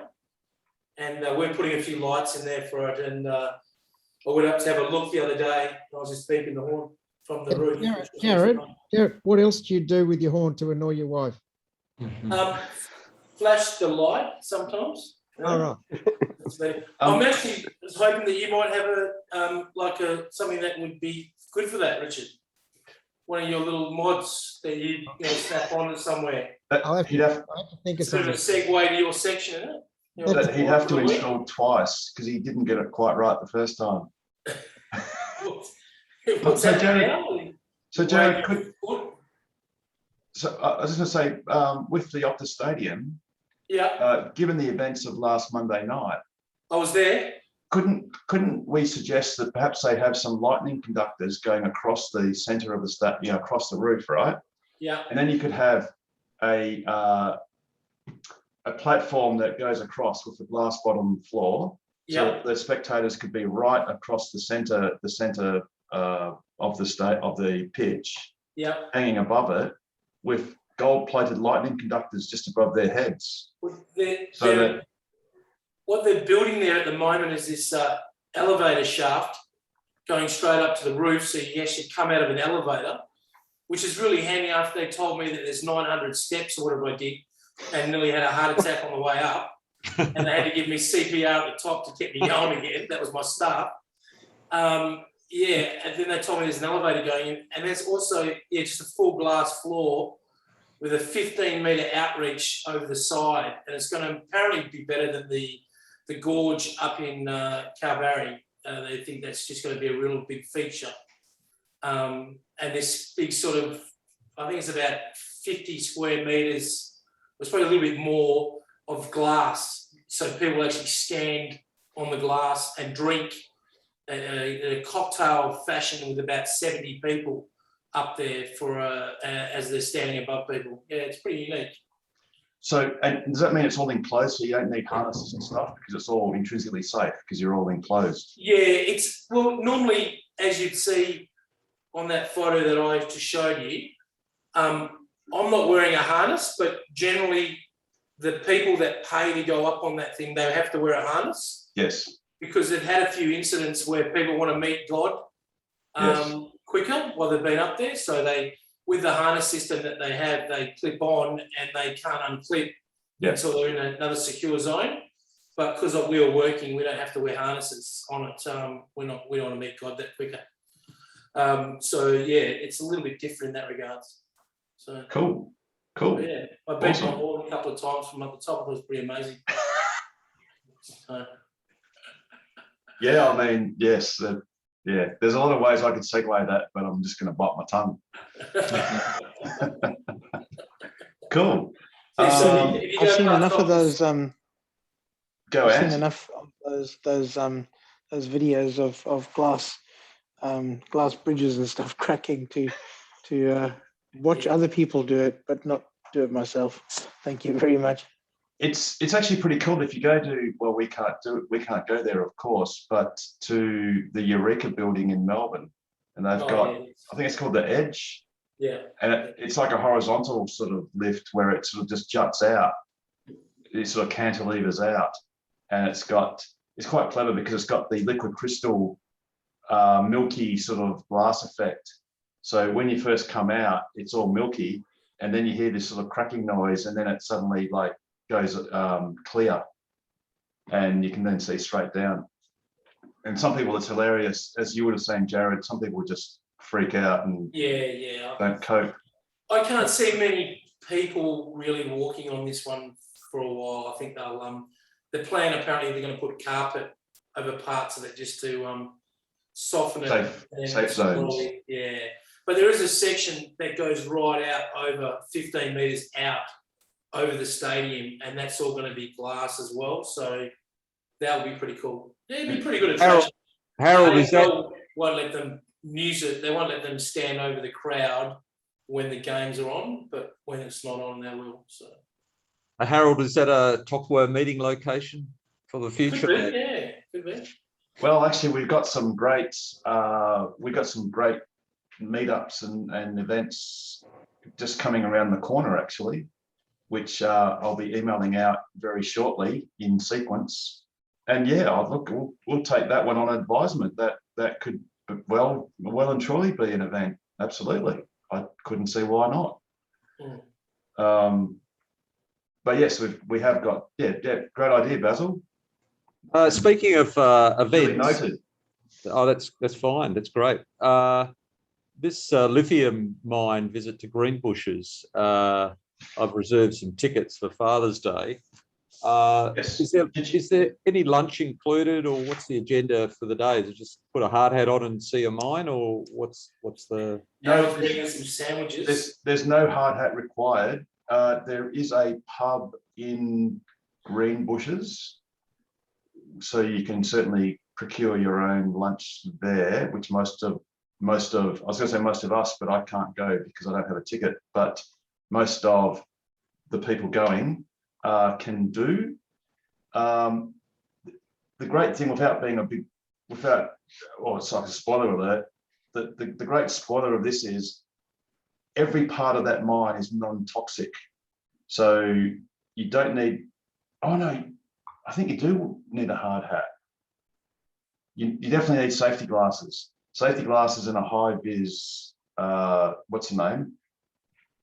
Right. That they provide. And you need to have, we'll send this in a subsequent email. Okay. You need to have long pants. And I think long sleeve shirt. I'm not entirely precise or certain about that, but and I'm not certain about hard hats, but they will be provided if needed. So all the accoutrements are provided. But the great thing is the entire plant, all its processing, the way it processes the ore into lithium oxide is completely non-toxic, which is awesome, which is quite strange for most processing plants. Most processing plants, you can't touch the product in its different sort of phases. But in this plant, you can sort of touch everything. That's, totally different to what most people are used to. But yeah, Basil, food is procure your own in town, and we've got a schedule for that. I think that's, I forget whether it's before or after the tour proper. I think the tour starts at 11 actually. The bus goes to the mine because you basically meet in town, and the mine is just, it's a kilometre away around the corner. So you hop on the bus, do the tour, come back to town, have lunch, and then we'll also work out probably a bit of a charging roster, a notional charging roster, because we'll have the Williams supercharger in play as well as Eaton. So what some people might want to do is go down via, say, Eaton, and then come back up via Williams to make a bit of a loop, makes it a bit more interesting, and also vice versa.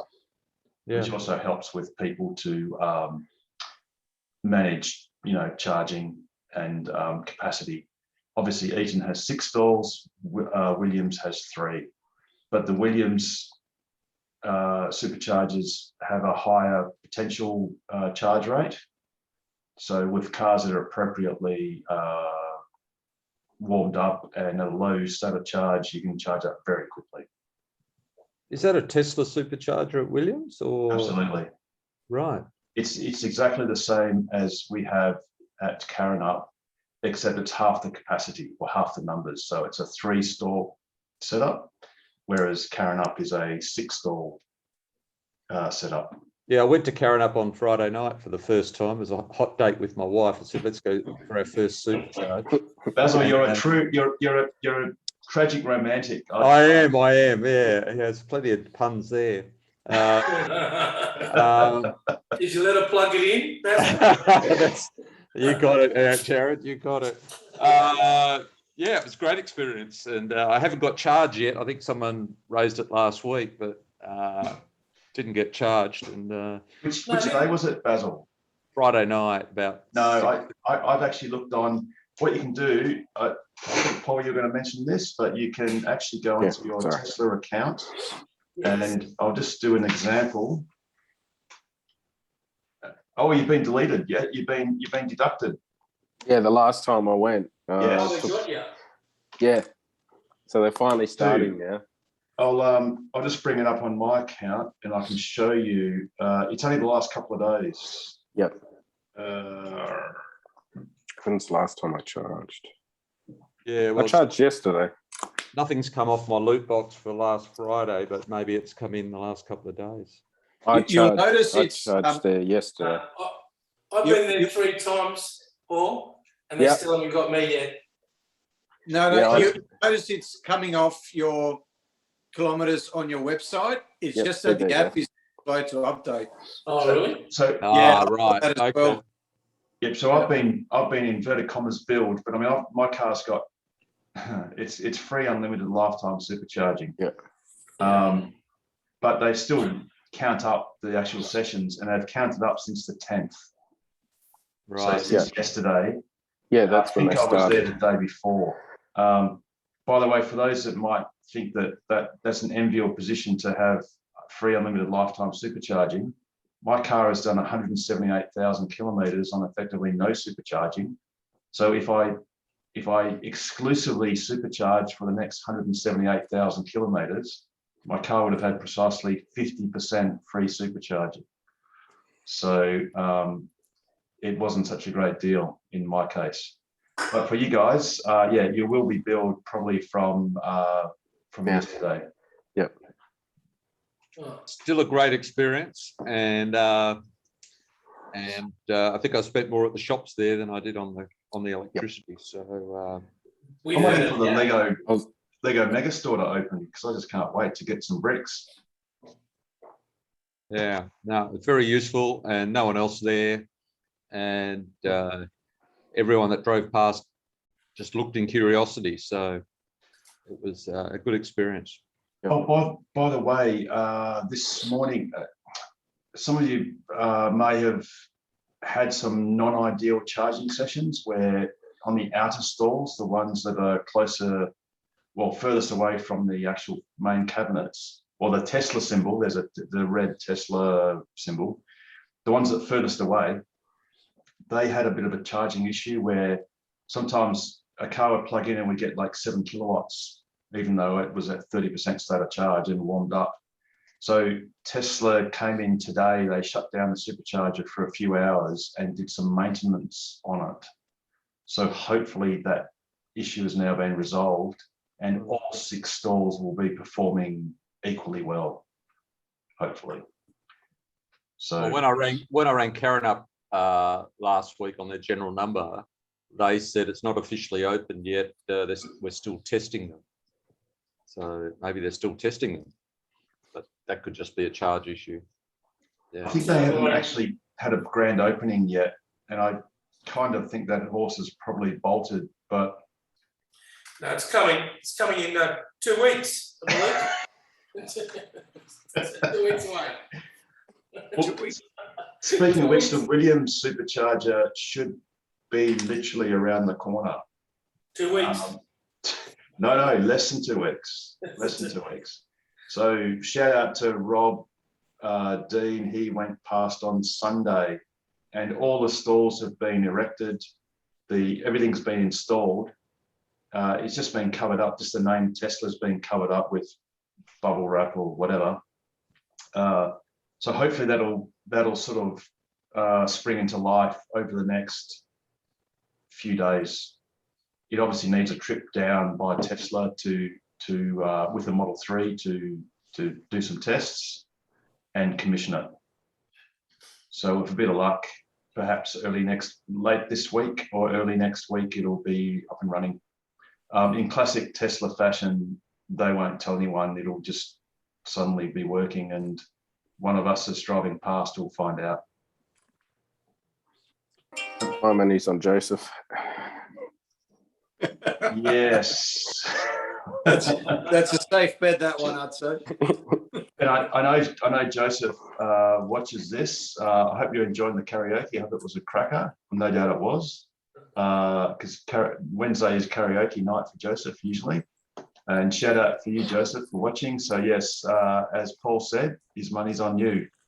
So go to Williams early and go often, because one day it'll be open. Anyway, and then of course there are more superchargers coming to Perth in locations yet to be known or publicised. But there's a lot of good activity happening, which is good. All righty, so anyone else got any other questions, tips, tricks? Hi, Harold. I want Carmen. to know about that lithium fire. Oh, that video you had. I don't have it handy. Yeah, that. I think the email wasn't that talking about something in Germany. It was claiming it was in Germany. Yes. Kind of didn't look like that. Well, there was a car which caught fire in the garage, and then it started the fire in all the other charging cars. So there were a whole heap of them done all together. Yes. How and by the likely way, is that? yeah, no, it does happen. That wasn't actually a Tesla this time. That was some other car. Nissan Leaf. Is that what it was, Jared? No, I'm just saying. I love Nissan Leaf. I was going to say a Nissan Leaf probably hasn't got enough battery capacity to actually bother getting hot. So it must have been a GM Bolt, 2017 to 2019. Well, if you rub two leaves together, maybe you could catch a little fire, but I don't know. You sure? It was sent as a Tesla.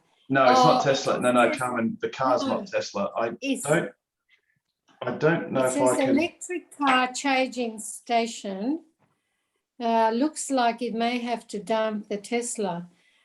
So you don't think it was related? Did you get it as an email? Did you get it as an email? Yeah, I Carmen? did. I'll send it to you. Can you please email it to me and then I can bring it up? Yeah, sure. It definitely wasn't. It was not a Tesla. Oh, wasn't it? Could have been one of Richard Cooper's mods. That's what it probably is. Richard Cooper, did you do a mod on something or in Germany? No, I haven't been over there for weeks. Oh, okay. Well, could have been a delayed start. Yeah, so I'll check my emails regularly, Carmen. Okay. Once it pops in, just send it to secretary@tokwa.org.au, and I'll pretend not to incessantly click my refresh button. But yeah, we'll show that in a second. But yeah, no, the good thing was it wasn't a Tesla. Could have been one of Nigel's backprops. Okay, it's gone to you. Yeah, cool. It'll take a few moments to arrive. Yeah. The funny thing is, if there's an EV fire, it's on viral news, like it's all over the internet, and it goes viral. One of my kids actually saw it was like he described it as a van. I think it ended up being a people mover that was on fire on the freeway a couple of weeks ago, and he was quite concerned. He'd actually feared that people must have burned alive because it looked pretty severe, and the whole thing was burnt up.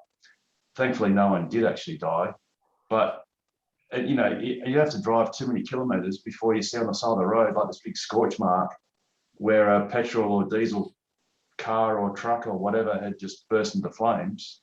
EVs are 10 times less likely to catch fire than fuel cars. And Paul, your hands up. Oh, that fire was not Germany. That was actually in China, but it's been stated on Facebook that it's Germany. And it was actually a Chinese vehicle that was in joint with Nissan. So it's actually not a Tesla at all. Yes, and it's funny you said that, Paul, because I thought it looked like a Chinese site because the chargers didn't look dodgy. Yeah.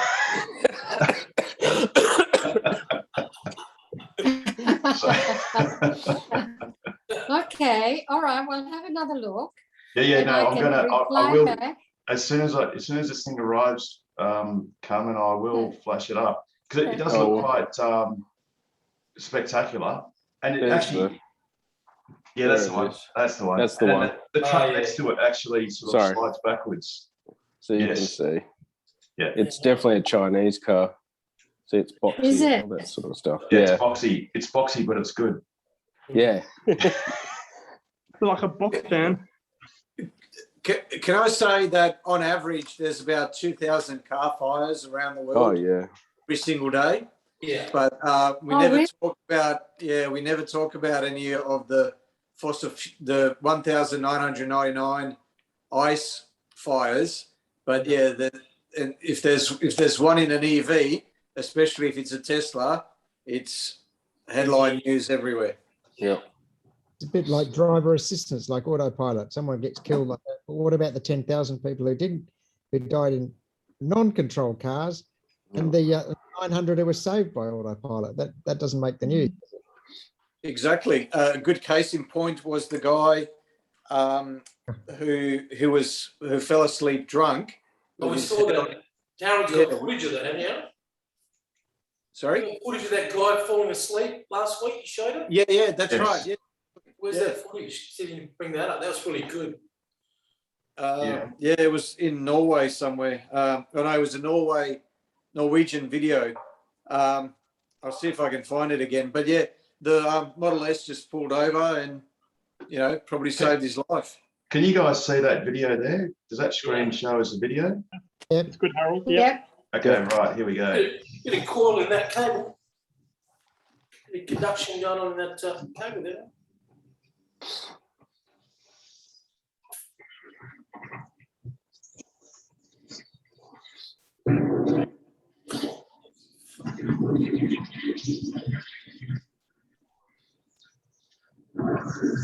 Afterburners kicking in.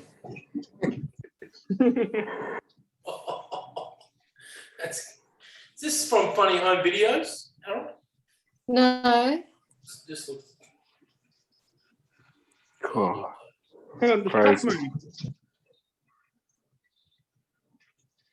Truck must have been on autopilot.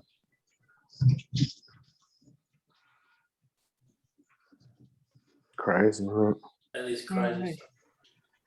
Well, they're saying that it took the three cars 1.515 minutes. So 1 minute, 15 seconds. The first car was destroyed in about 38 seconds. The fire cannot be extinguished with water. No fire department will approach a burning battery-powered car because of the toxic gases produced during the fire. No recycling place will take the car's remains because of the toxic chemicals the batteries contain. Is that true? It's actually completely inaccurate. Bullshit. It's complete. Sounds legit. In China, they're making more toxic shit in the air than the batteries. What are you talking about? So the story is that lithium-ion batteries, when they burn or whatever, melt down, I think they actually liberate oxygen, which is one of the issues, because then that burns other metals and whatever gets very hot. But for instance, in the Geelong megapack fire of a couple of weeks ago, there were no toxic emissions from that fire.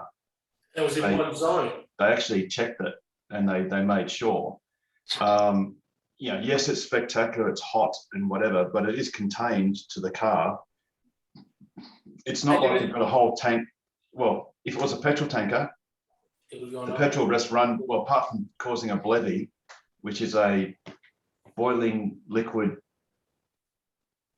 expanding something, it means like a conflagration, like the whole thing just sort of blows up once it gets to a certain temperature. It's all contained within the car. So this notion of it's toxic and it's this and that is actually incorrect. And all the fireys do is they just douse it with a lot of water to cool it down and to keep it cool. And that's all they need to do. And that might take a little bit longer than a petrol car, but then a petrol car is a lot more violent and dangerous because things can explode. Whereas in a lithium-ion car, the little cells might go off like little firecrackers. Yeah, like firecrackers, but it's all contained to the car. Lucky the car next door wasn't a hydrogen car. Well, that's dead right, Pete, because the hydrogen is stored at hundreds of bar, so hundreds of atmospheres in a carbon fiber overwrapped pressure vessel at stupendous pressures, containing a substance that eats away at the metal that is surrounding it. So those pressure vessels are time limited because they literally get corroded or destroyed by the hydrogen they're trying to contain. And watch out, because a lot of Asia and Australia are going to be going to hydrogen infrastructure because of this whole big lie that it's clean. So yeah, get ready for people to die. Be like the Hindenburg, won't it? Gonna happen. So Harold, when that, Sorry, Alan? It's not going to happen in the next 10 years. so when that fire broke out, Harold, did they have to close down the air, close down the section with the EPA come out and check the air quality, or they just closed down the whole country? Well, if you're in WA, it probably would. Definitely in WA, but definitely not in China. That's for sure. Ring of steel. That's it. But yeah, so unfortunately that email is very mischievous in actually saying it was a Tesla in the first place, because it obviously wasn't. I don't think it said it was a Tesla. I think it said we shouldn't go along with buying. What's Tesla doing about it? Yes. So because well, you know, the fact is the very first horseless carriage was an electric vehicle. It wasn't Carl Benz's or internal combustion powered car. It was actually an electric car. Had electric cars only been built and someone had proposed to have an internal combustion engine vehicle carrying 80 litres or 150 litres in the case of like a long range, you know, Land Cruiser, or even 80 litres of volatile fluid whose flash point is, what is it, Richard? Is it minus something? It's you know, it can be frozen. Is it diesel's 157C, isn't it? Yeah, but no, petrol. What's petrol? Petrol's flash point is pretty low.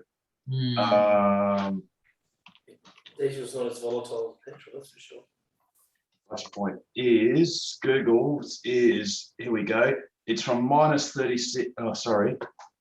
Oh, bloody Americans with their Fahrenheit.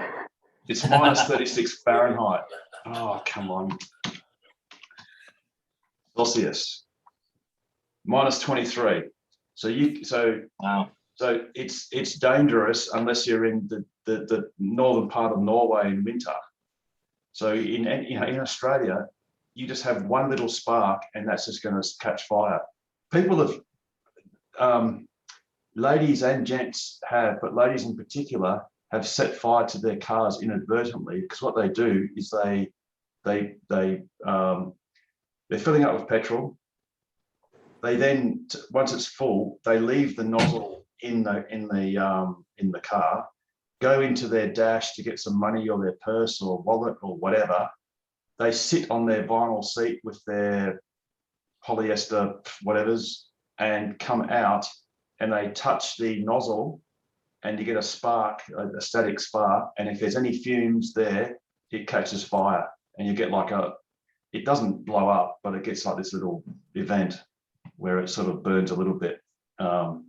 So if someone had proposed an internal combustion engine car now, when there wasn't one, it would never be approved. We're just used to it because we've been marinated in this technology for the last 100 years.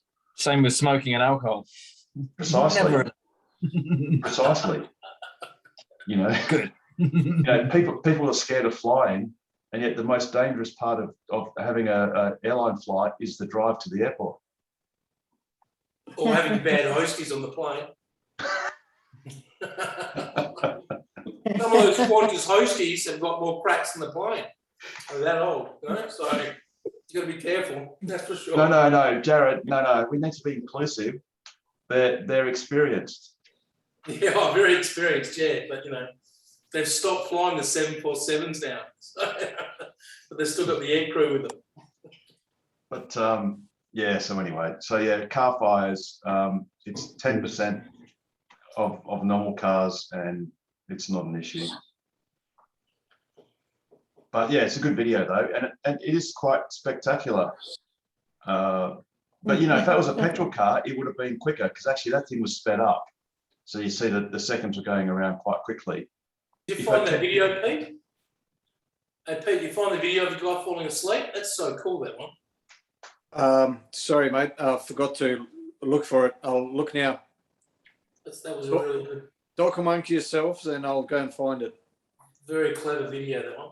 And apparently the car actually stopped quite inconveniently in a tunnel of all places. Surprised you didn't go straight to a police station. Well, I'm sure the police were called and they probably escorted him to the said station. But yeah, it's pretty cool that the car will basically just put the hazards on and put you into autopilot sin bin where it puts the hazards on and just comes to a gentle stop with the hazards on. What's that, Paul? So that was that fire that they had in the Gulf of Mexico. Oh, yeah, in the water. Yeah. From the oil refinery. That was a Tesla as well, wasn't it? Boiling the oceans, literally. Crazy shit, man. Yeah, I'm just trying to find it.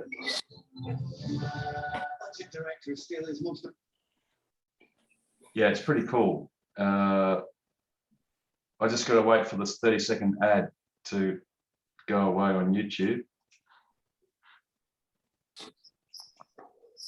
You not got ad block set up, Harold? No.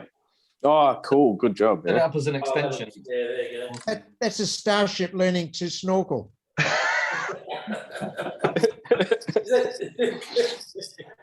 Looks like centenary mode. There you go. Crazy. That is nuts. Has anyone been to the Devassa gas crater? Oh, that's the thing that's on fire for ages. They set fire to it deliberately. I've been there. I went there a couple of years ago. It's absolutely bloody awesome. It's not. So there you go. Yeah, so fossil fuels aren't the best thing. Richard Cooper, mod for the week. You got anything going? Oh yeah. Here we go.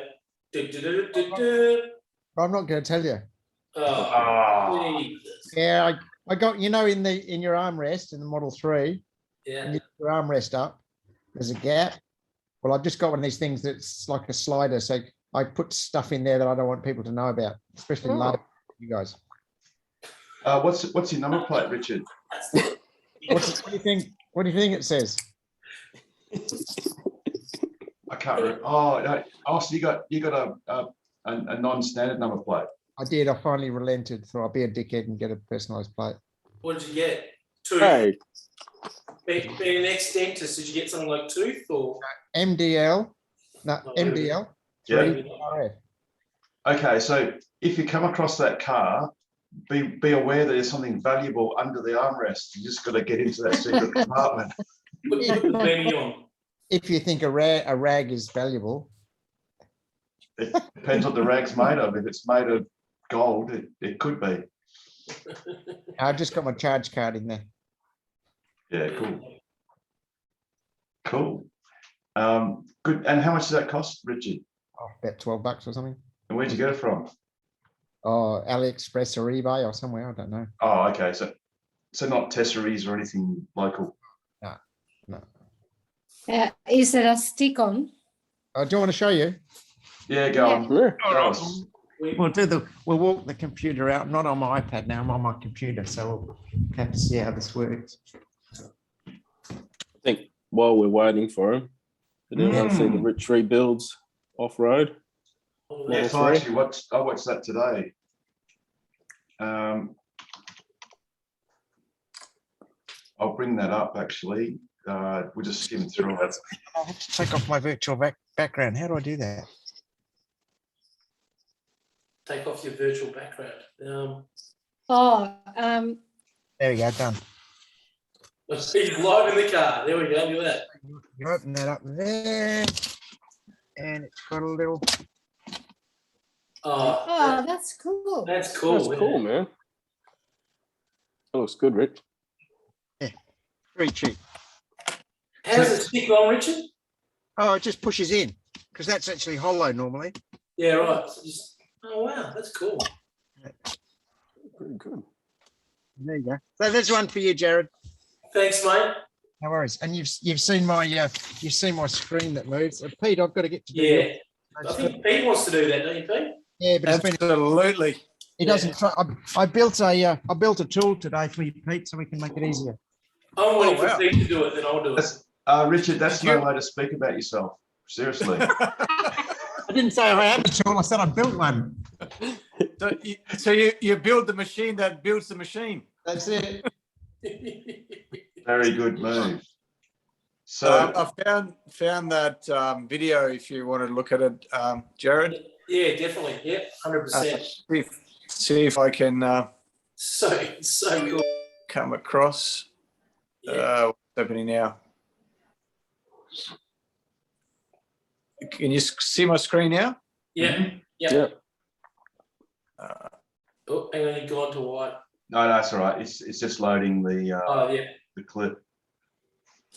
Oh, I think it's. Oh, I swore he was in here. Yeah. There it is. Oh, there's an ad. Entering Scotland. Oh. Norwegian Top Gear. There's some tools. Brilliant idea. Oh God. James May, here I come. Gold. There it is. Klokken har akkurat passert 5:30 fredag morgen. Her kjører en Tesla på E6 mot Vinterbro. Alt er da normalt her, tenker du, men tipseren av denne videoen aner ugler i mosen og tar opp med bilen og filmer. Da han kommer på siden av bilen, sier tipseren at sjåføren sover bak rattet, mens bilen kjører i ca. 100 km i timen på motorveien. Jeg trodde først det var en spøk, men så jeg at han sov. Med hodet hengende ned og ingen synlige hender på rattet, fortsetter bilen å kjøre, trolig på autopilot, mens tipseren holder følge i over 10 km. Jeg prøvde å få ham til å stoppe flere ganger, men han responderte ikke. Ferden fortsetter på vei inn i Nøsttvedt-tunnelen, før bilen plutselig stopper automatisk.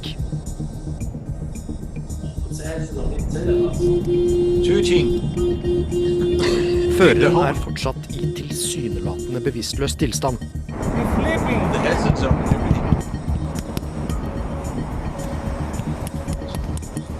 Politiet ankom stedet ca. 5 minutter senere. Det viser seg å være en mann 24 år som har sovnet bak rattet. Han er i tillegg. That guy actually looks like Richard Cooper. A little bit like him from a long way away. Where are you, Rich? There you are. Perhaps he had too much nitrous oxide. Thanks for that, Pete. It's good. And the other thing that Paul alluded to was this thing.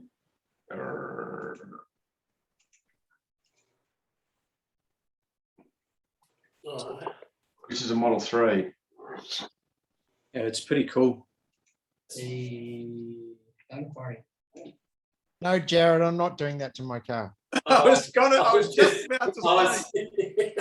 about to say. That's got to be, sure, that's got to be your next project. Yeah, that's it. Well, you could just get the tin snips and just cut the top of your bonnet off, and you can have that nice effect. Where's that? It's in America. It's in America.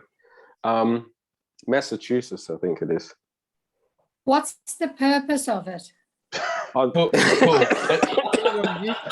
If you've never seen Rich Rebuild's channel, I love him. He's if you come from a country that appreciates sarcasm, you'll like Rich Rebuilds. It's literally just a because purpose. It's just because. Because you can. Yes. Yeah. Some things you shouldn't do. Jesus. There was actually a. Look how much he's got the car jacked up. Oh my God. This thing here. It's actually the bits of polyurethane glue that they use between the two bonnet skins, and they're claiming that it's quite tasty. Chewy. And then probably spray this black would make it look really cool. There you go. There you go. Rich is rather infamous in Tesla land because he used to recover drowned Teslas, as in flood damaged cars, and effectively bring them back to life. And then Tesla has sort of controversially any of these cars that have been rebirthed, they remove supercharging, or actually any fast DC charging at all, much to the chagrin of Rich. And that's a little bit controversial because they're sort of taking away something that the car had originally that it was entitled to, and it's, yeah. Anyway, controversial. There you go. But yeah, so Carmen, it was just because that's all it is. It's boys with toys. Yes. Yes, with too much money and lots of time. And I think, well, that video, Rich has only got 1.19 million subscribers. Oh. Which is several times more than we have. So just a couple. I dare say, if we, I promise you, Carmen, when we get 1 million subscribers, I will buy a Model 3 and I'll buy a Model Y and cut it up just like that on video. Richard will help me. We can do it twice because we won't do it right the first time. We'll have to do it again. And in fact, Richard, I'll do it to your car. Thanks for donating. It's on video now, so it's we might hold you to it. So if you want an entertaining video, as opposed to this narcolepsy and inducing content, like and subscribe. Just subscribe. We need 999,900 and something more of you to do it, please. Okay. Or as Nigel would say, join us on Patreon and just donate. Now, Nigel, I just looked over your head and I saw something that Jeff Bezos does not have. No. A big crane. They're as impressive as airlines. So pray tell, what's it all about? Well, if you don't know, you really shouldn't be here. But my name is Dorothy. My name is Dorothy, and I'm asking about that Dix. It's that big black thing on top. And what makes it black? And what makes it black there, Nigel? It's the way the light doesn't reflect. No, that's the big starship. It's about 190 meters tall, isn't it? Yeah, I think it's the biggest rocket ever. Yeah, how big's 40 stories? It's a BFR. Yeah. It certainly is a BFR. I think it's 70 for the booster and 50. No, it was 69 for 420. You know, it's BN4 Starship SN 20, so it's 420. Yeah, it's 420. And the booster part was going to be 70 meters, but he took off half a panel for some reason, and it turned out to be 69 meters. So of course it did. It's 420 and 69. Isn't it fortunate that the French back in the 1800s decided to invent a meter that was 1/69th the length of a starship? Extraordinary coincidence. Oh, that's a good one. Dear, those French, you can always trust them to come up with the goods. But yeah, so that was quite interesting. They stacked it. As it turns out, it was just a temporary fit and fitment sort of fit and whatever you want to call it, alignment setup where they just temporarily mated them together to make sure they fit, and also took the specky photos. And now I think they've both been dismantled. Well, they're both off the tower, and they got further work. But it's going to be an awesome event when that thing takes off. It's going to be loud. What? Yeah. Yeah, there was some great. Nigel, you got those images of the bottom of the rocket? You got those ready for me in the background? Which ones do you want? Oh, the bottom, when they show all the 29 Raptors. Oh, no, I haven't got that there. Oh, that's not good enough. Sorry. I was looking at the Tesla share price, which was 713, and as business closed, it dropped down to 708. And it's now 708 as we speak. Yep. Yeah. On the nose. Needs to be more. Yeah, it's doing Let's okay. keep going up. So Pete, there were some Chinese iron ore drop today. Production figures. I think it's the general news is they haven't really increased, but they haven't really decreased either.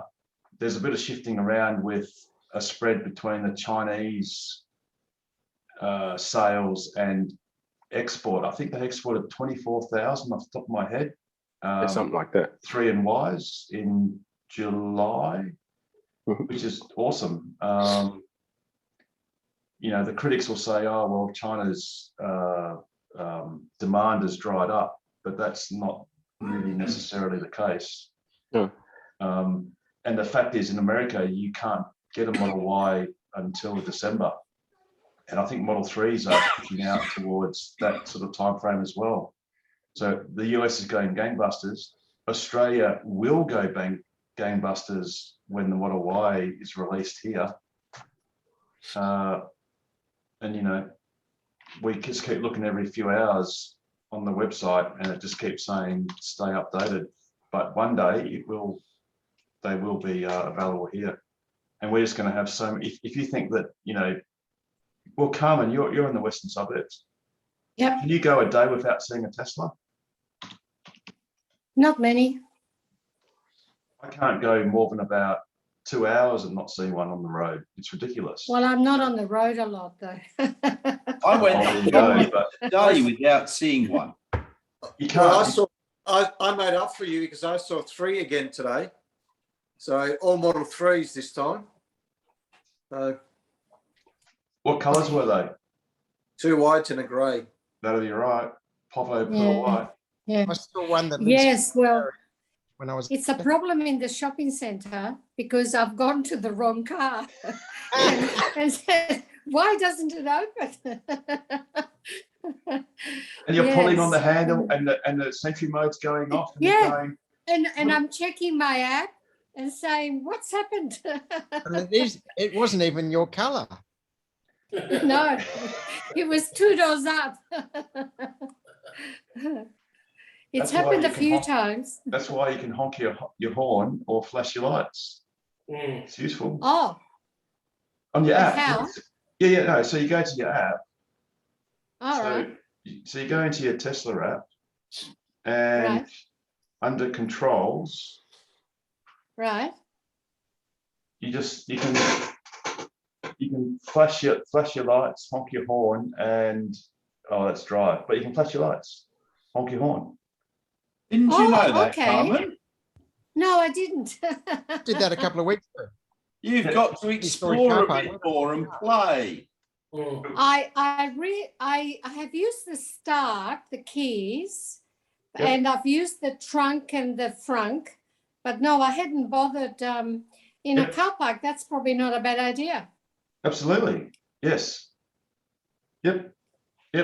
Flash the lights. I do it to scare the bejesus out of people. I might very- be tempted. It's a very loud honk, that's for sure. Yeah, I had a Okay. little 6 or 7 year old kid looking at the car, so I honked it. You should have seen him jump. Yes. For those who were interested in Richard's thing, I just noticed on chat that here is the actual link for the it's an eBay Oh, cool. item. So if you just look for a hidden armrest storage box, or just click, that's for those watching at home. For us here, it's in the chat. It only has one disadvantage, which is when you close the lid, and if you've got things sticking out of your console, the lid will be less forgiving because you don't have that space there anymore. Yes. Yeah, so you can't have tall items in your console. Yes. Yeah. So there you go. On you, Richard. That's very good. I trust you'll have something else for us next week. Yes. Oh, no doubt. I don't know what it is, but I was going to tell you about scaring someone. My golfing mate he's 82 and he's got a Kia Sportage and he thinks it's wonderful. It's diesel and it's okay. But he's been driving with me in my car for 1.5 years when we go to golf. And he said, I'm thinking about it getting electric. So I said, and he's too tall to fit in my car. He has to, he has to bend down. So he wants to get the Y or an SUV. So he said, oh, well, let's go down to Hyundai and have a look at a Kona. So we went down there and they didn't have any on the floor. But anyway, I did convince the sales manager there to go for a spin in my Tesla. So we pulled out the front, and he's probably 50 or something. And so I went up to about 30 k's an hour on Scarborough Road. Then I floored it. He shat himself. It's hilarious. And he said he's had muscle cars and all. If he's never experienced anything like that, he said the Kona's quick, but it's nothing like this car. So I can't imagine what he'd be like in a quick Tesla. So anyway, have you got one of these in your front, Richard? Perhaps. No, you just plug him into the charge port and he lights up.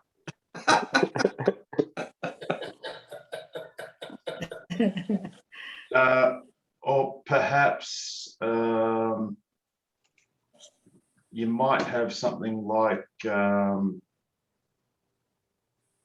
very reasonable, doesn't cost too much, perhaps some of these. Well, real food pants. How come you've got all these links on tap? They're suitable for men. Yeah. Bit of a worry. Oh, no, that's not the ad. Yeah. What are you going to show us when all the ladies leave the forum? This is a family program, Richard. It's always a family program. Until we hit mute. Until we one day do a off the recording telethon, 24 hours. That's it. Yeah, talk around the clock. Yeah. Which we'll do one day. When we get 1 million subscribers up, we'll actually do it live as we're cutting your car in pieces to modify it. We'll do that. Let's go. Oh dear. Let's go. And we won't and we won't even tell you we're coming. We'll just suddenly arrive in a Cybertruck. It'll probably be a Cybertruck full of equipment. It's all good. So, hey, go on, Harold. A bit of news about the new vision-based system on the new Model S's. The new Auto Park relies on cameras now, and I'm not sure if it's still using the ultrasonic sensors, but what it can do now is because it would only ever use the ultrasonic sensors before, you had to have a car on each side. Whereas now it can, because it's using the cameras, it can identify the parking bay lines. And awesome. Green, the only on Twitter, tried it out. Did he get a video of it? Yes. If you. Yeah, I'm doing it. Yep. Green. Here we go. Green, the only. Yeah, up today. Oh, this is. Yeah, right. Nice. Okay.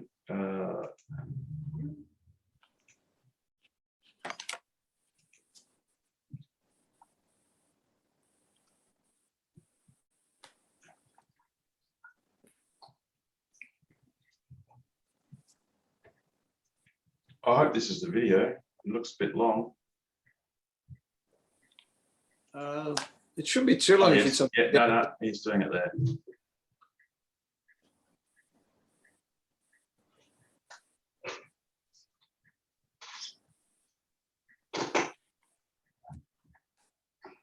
So you can see there's no cars on either side. Oh, that's good. No, that's not. That's crap.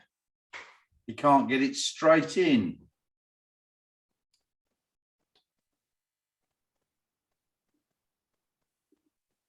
Still learning. It's doing all right. This is only with FSD, yeah, Harold? Yeah, this camera's only. Camera Look, you did a great job. You had to do it twice. No cars around. It should have got in one. It's still learning. It's still a P-plater. It is on P plates, definitely. It's not as good anyway, as. Harold, before I go, there you go. I like this picture. you know, as they're putting the SN20 on the top. I think it's a brilliant picture with all those people just standing around. That was Elon Musk that. The council side, you know, in the Yeah, it was city. the black and white one that he posted on Twitter. Yes, I'm just going to chuck that up. Yeah, it's a great picture. It's and you can see all the hexagonal tiles. And those grid fins don't retract. No, not yet. Or are they ever going to, or are they just going to fly up? He's got rid of the retraction. It's one less thing to build. He said in a video that one of the most common mistakes that smart engineers make is trying to optimize something that doesn't need to be there in the first place. Yeah, that was a great comment. You That saw that is. video? That was Yeah, great. yeah, it's good. It's funny place to have morning tea, isn't it? Yes. Say again? Funny place to have morning tea. Yeah. A bit like people on Twitter were liking it too. You know that photo from about 50, 60 years ago of the Italian workers having lunch on the steel ROJ about 150 metres up. Yeah, New York in those days. That was awesome. Yeah, no harness, no nothing. No, that's right. Just having their. Tell you what, you wouldn't be on speed or any of the drugs or drunk when you went up, would you? Well, not very often. You don't do it once. Yeah. You'd be high on life if you were up there doing that, I'd say. Yeah. Anyway, I'll say goodbye, guys, and catch y'all next week. No worries. All right, Bye, thanks, Nigel. Nigel. Have a good Yeah, weekend. Nigel. See you, Nigel. See you, Colin. Bye. See you, Cohen. Take care. You too. Bye-bye. I think, Pete, what you're talking about is stuff like this, which is just mind-blowing these days. That's the one. That's the one. Yeah. They did one. They did one in the tower in the city. Exactly that same sort of photo. Of course, they were all wearing harnesses on the BHP tower. Oh yeah, I remember that. Yeah, so you can find there's a photo of them all sitting up on top of that, exactly like that, but all wearing harnesses. Yeah, it's pretty mind-blowing. Guy in the middle wants to go for a pee. Yes. They all roll over. Yeah, this. I mean, back in the 80s, you never wore a harness when climbing and stuff like that. So guys that did the follow spots on concerts would climb up the ladders, climb across the trusses, and they wouldn't wear a harness. And when they were stuck up there for like 4 or 5 hours doing AC/DC shows and stuff like that, they would piss into the chain bag holder because that was the only place they could piss. Yeah, it was quite interesting. So, but yeah, if they fell, which they did, a guy fell in Miami once. About 20 minutes before a show, they just fall and they die. They don't. But now, of course, they clipped on all the time. There's static lines and then static line on top of static line, double clip. So it's different. But back in those days, they just fell and that's it. Exactly. Cool. Well, it's getting on a bit. We haven't done a Ben-Hur because it's not Ben-Hur time. It's in between rating season. Has anyone else got any tips, tricks, comments, questions, late questions before we start to wrap things up? And the crowd roars. I got my software update.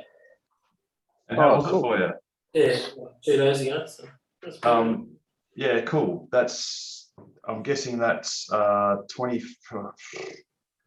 It's 25.7. Yeah. 12. Sorry, 12. 2021.12.25.7. That's the one. Yeah. Yeah, 12.25.7. So what do all those numbers mean? They're the lotto numbers. The Powerball is 7. I think it's a bit out of sequence. I think the 25 is the 25th week of the year. Oh, okay. It used to be the number after the year, so there's obviously 2021. The number after that used to be the week, but they've kind of gone out of sequence somehow, or they're changing their nomenclature. But the 25, I think, is the actual number of weeks. So that software was sort of written or finalized in the 25th week, which I dare say that's about June, late June. And then the .7 is like a revision number. So my wife's car had a .6, and then a week later, or sorry, 2 weeks later, it got a .7. Did she notice any difference? No, her car performed just as well or not. Yeah, there was no real difference. And like I said, they usually say minor bug fixes and improvements, and some of that is the case. But, you know, autopilot can change its behavior a little bit subtly. They might be running new shadow software. So a lot of our cars, even if you don't have full self-driving, your car will be doing a lot of full self-driving sort of activities and reporting back to Tesla, which is one of the interesting things that Andre Carpathy has said several times, that the car runs in shadow mode. So it actually second guesses itself. So and also second guesses the driver. So it will predict what's going to happen next, or what should happen next. And it'll compare its predictions in shadow mode with its normal stack, which is what its normal autopilot, and also what the driver does. So if the car freaks out or thinks it wants to freak out and it realizes the driver isn't freaking out, it'll send that up the line, possibly along with a clip, to Tesla to analyze, so it can learn from that sort of experience. I think Elon said that any input from the driver should be considered as error, because if the car's doing the right thing, you shouldn't have to do anything to the car to correct it. So yeah, so a lot of those software updates might be to do with the way they keep asking the fleet to gather different information or test different sort of submodules of their driving regime. So yeah, it's pretty interesting, sort of. But we just never get to see that, except for the results once something awesome comes out. I watched a couple of interesting YouTubes today on the Mustang Mach-E. The first one with this guy, he loves his car, but he said the buying experience was absolutely atrocious. It was half-hour video, and he talked about 5 things that were horrible. And one of them was the finance guy knew nothing about the car, and he said, well, you've got to get your extended warranty and da-da-da-da. And basically, it was just an awful experience in every regard, but he loves the car. And the other one was a shorter one on this lady who had bought a Mustang Mach-E and had a couple of problems. One was the filler cap kept opening all the time, and driving along the filler cap, and then the car would stop because you can't drive, you know, the charge port. And there was one other, and they went in. Yeah, they contacted Ford, and Ford said, "Well, go to this dealer," and they went to the dealer, and she had to take off time, you know, get up early and with her husband and take the Tesla in and the Mustang and da-da-da. And they said they had no record of the appointment being made, even though it was on their phone, because the service department didn't talk to the booking department in this Ford dealership. And then they said, well, you can't do it. What do you mean you can't do it? Well, we can't do it. Nobody knows how to do it here. And there was a total and absolute cock up. And we just sit at home and our cars get better. Yeah. Yep. So, yeah, that's right. And, you know, one day we'll all wake up, and if we've got full self-driving, it will be able to drive by itself. And if we don't, we can just stump up 10K and have it do it. Or 200 a month or whatever it will be in Australia. Yeah, well, exactly. That's right. I think it was in that video we showed before, that green the only, with it reversing, you've got those bendy reversing guidelines. early on with the Model S's, before Model X actually appeared, those cars didn't have those bendy lines, and all those owners, thousands of owners, woke up one morning to suddenly have bendy lines, guidelines, out of nothing. So, you know, and that's an awesome feature. One day we'll wake up and we'll have a surround 360 image of the landscape around the car. Helicopter view. Yes. Because it's a pretty trivial thing to just stitch all those cameras together and produce that sort of overhead view. Oh, another interesting, we took my wife's Lexus SUV up to Kalbarri, and it's got driving assist features, you see. I thought, oh, yeah, it wasn't bad actually. You know, the lane assist, you could take your hands off the wheel for a minute and then it'd nag you.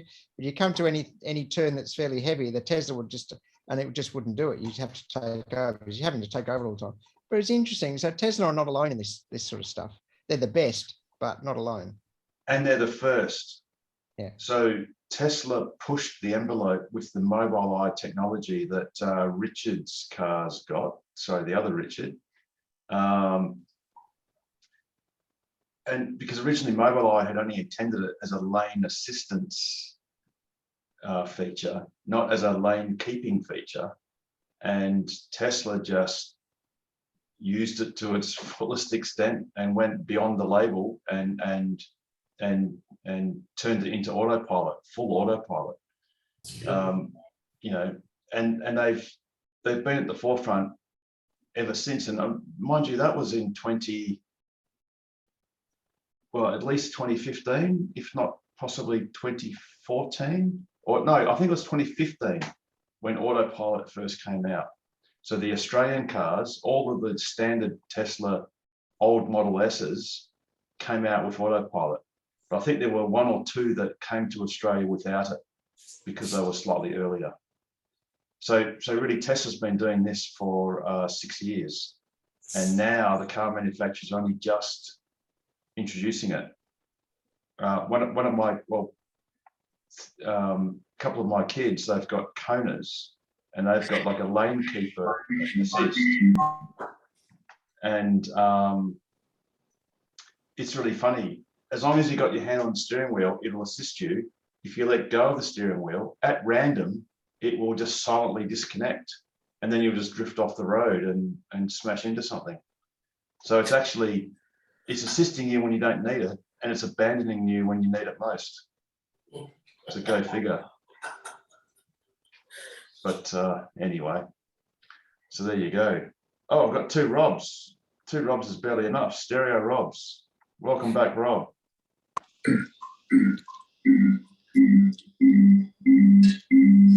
Hello, sorry. That's all right. It's actually Matthew New here, new member. Sorry to come at this late stage. That's okay. I just have a quick question about 25.7. We've installed it in our Model 3. However, it's unable to charge at 15 amps. It's still charging at 12 amps. Could anyone enlighten us on this, please? Thanks. Okay, so apparently Tesla has pushed an update where it, on many, actually Andy's not here anymore, but he shout out to Andy, he put this up on Facebook, I think it was, where Tesla does get the car to update the software on the, oh, Andy is back. Oh, great. Back. So Andy, you're back. Or should I say you're there? Hi, Harold. Yeah. Andy, so he's had a question about 25.7 being able to restore the UMC tail currents to their proper nameplate, which is 10 amps for the 10 amp tail from 8 and 15 amps for the 15 amp tail from 12. So the question was, in spite of having that update, the charging rate hasn't increased. So have you heard if there are others where this hasn't worked, or are you aware of a procedure, or did you just plug it in one day and it started charging at a higher rate? Because presumably it had been reprogrammed by the car. Yeah, so I can only tell you what I know, obviously, but yeah, I saw a post that mentioned this, and so I specifically went out that night because I knew that my car had updated a couple of days ago, and I went out and checked it, and it was still charging at a lower rate. However, I did see another post that said, yeah, it needs to get a firmware update through to the UMC. Okay, so I thought, well, I'll have a look in the morning and see what it's doing. And yeah, sure enough, so I got up in the morning, had a look, and it had updated to the 15 amps. Now, the thread that was on the Tokwa Facebook group had lots of information and lots of different experiences in it. And well, I guess a summary probably would be that even people that picked up their car around the same kind of time, same time as me, had received different part numbers for their tails for the UMC. So, for instance, Rich Mallet had been given tails that actually printed that his was 12 amps tail, and mine said to the contrary, mine was 15 amp tail. So in that instance, it seemed like people had been given different hardware, basically. So I should check mine then, because I've got the same time as you. Right, so Andy, so I think the issue then is if you were unfortunate enough to get a tail that has 12 amps printed on it, then Tesla will not change that, because that would then be contrary to what's written on it. But if you've got a tail that says 15 and it's currently drawing 12, Andy's experience might be that if you just leave it plugged in overnight, sometime between when you plug it in and in the morning, it might actually reprogram itself automatically and might work subsequently. But if your tail says 12 amps, then I guess my suggestion is go to Tesla and say, I really want a 15 amp one, because that's what the actual physical plug is intended to be used on, and see how they respond. Harold, how would the car know what? Car doesn't know. So yeah. The way it works, the tail itself has a small chip in it, microchip, that forms two functions. It measures the temperature at the plug to make sure that the plug is properly mated and isn't overheating.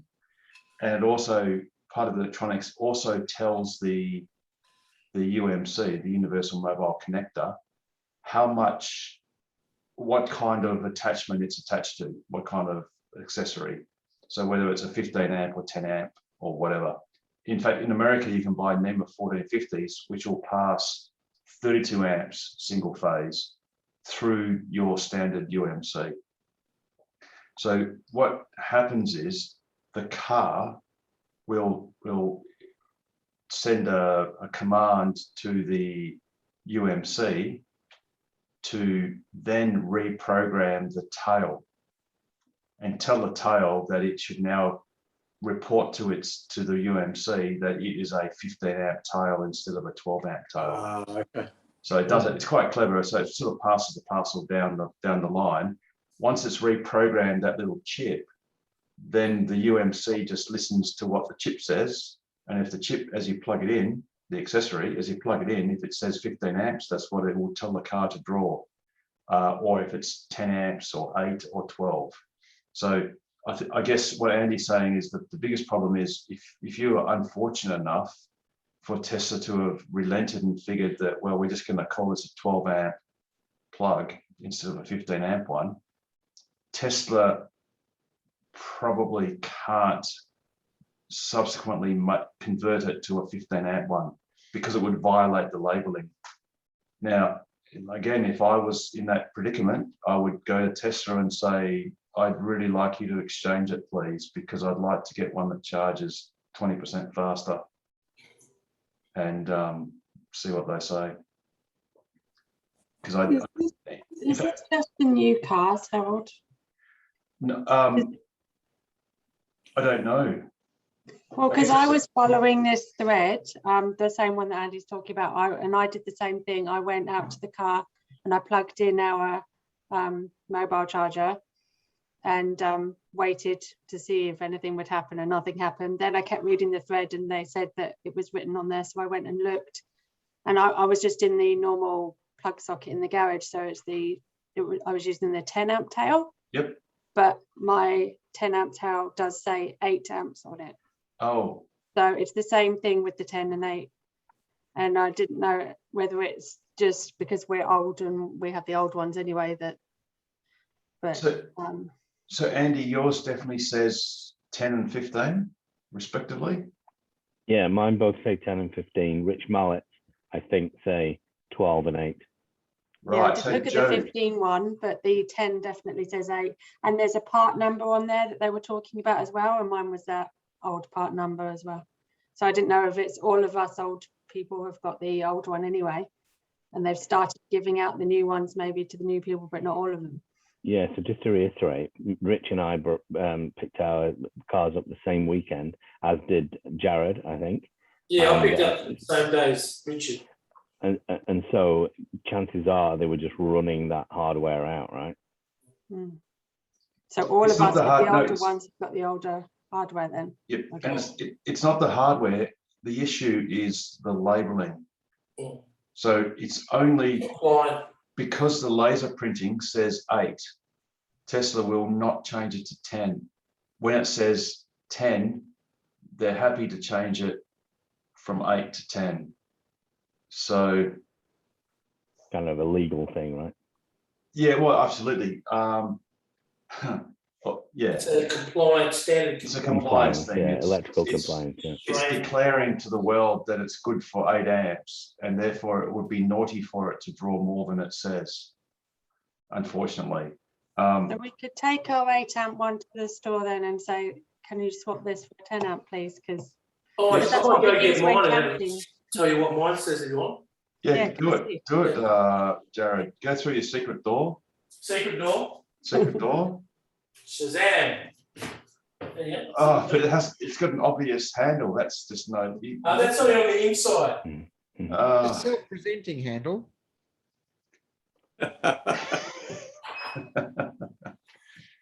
What you're saying, Harold, is you think that the only difference, literally, between those two tails might be what's printed on the head. Precisely. Physically, they're the same thing. Because the chip that's inside can be reprogrammed. Yeah. However, it's password protected, so we can't reprogram it because we don't know the 64-bit password or passphrase, or it's a hex number. So it's a I forget the chip. I actually did find out what it was. It's an old Dallas 1-wire thermicron chip. So it measures temperature, and it also has a little bit of storage, a little bit of non-volatile storage. And that storage is what tells the UMC how much current it's allowed to tell the car that it can draw. So as you plug it in, the UMC reads the chip. It then passes that information onto the car to tell it the maximum it can draw, which is what they call simplicity through complexity. So the whole system is robust. You plug it into a 10 amp outlet, it won't draw more than 8 or 10 amps. You plug the 15 amp tail in, the car won't draw more than 15 amps. You plug a NEMA 1450 American plug into it, it won't draw more than 30 amps. So it's always safe. It doesn't ever draw more than the socket is intended to provide. But unfortunately, in the case of some of these tails, if they wrongly printed, well, if they put 8 amps on it they have to abide by it. Okay, back to the secret door. Nice. Right, so now we're going to test your vision. If you can actually read the very faint laser printing on the tail. Yeah, I couldn't read it. I had to take a picture and then zoom in. Whereabouts is it? It's on the head. It's between the pins. Oh, yeah, right. Okay. Yeah, great. There you go. Oh, Jesus. Right. Can't even read it. It's in English, Jared. Yeah, it just says PN serial number. Yep, keep going. It was dark where it is, so I couldn't. So get some light, mate. It's good. This is thrilling TV, by the way. Yeah, no worries.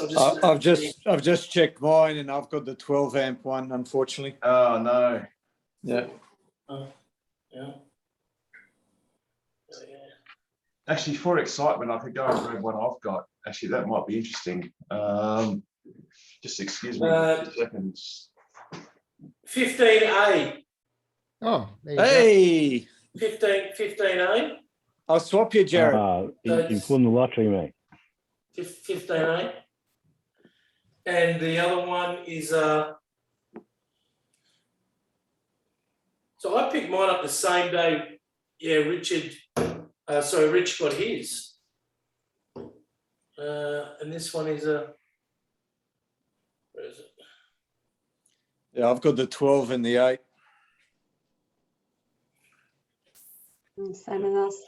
They might.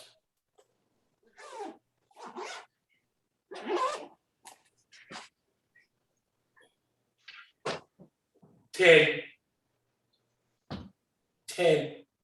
So lucky you. if you can read that, so there you go.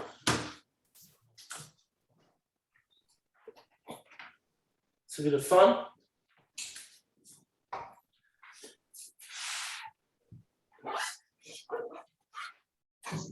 Alrighty, so mine is 10 amps.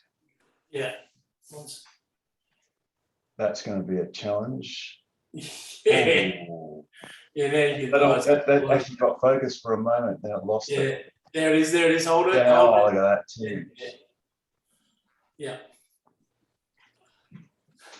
Yeah, and what they were saying was it was that serial number, if it ends in 10C, which yours does, that means that it's the new one. Yes, 10C. Yep. So and that's an older one, yeah? So it's not at the time, not about the time they gave it out. no, sorry, this one's fairly new. Oh, okay. No, this is not mine. Oh, I mean, it's mine because it's in my possession, but it's not from my car. So, because my car's got a totally different setup altogether, as has Richard Chapman. We've got an older generation unit that does 3-phase and other stuff. But yeah, so back to, sorry, I forget your gentleman's name. He on the screen looks like it's Rob, but it was something else. That's the story. If you look at your plug, if it says 15 amps on it, you're in luck. Maybe just leave it plugged in overnight and it should update, hopefully. But if it says 12 amps, yeah, look, perhaps try and take it back to Tesla and ask them nicely for a swap. Or look, I think even if you buy it, I think it costs, if you go to tesla.com and then click on the shop, I think you might be able to buy them. I don't think you can buy them in the Australian shop. Maybe the American one. No, you can't buy an American shop because they won't deliver it to you. Oh, it's different plug, isn't it? Yeah. Different plug. 110 volt. Charging. Parts. No, it's not there. Oh, they don't even sell the UMC. Oh, yes, they do. UMC 860. Wow. No, they don't have them, unfortunately. Parts. Oh, no, yeah, no, that. Oh.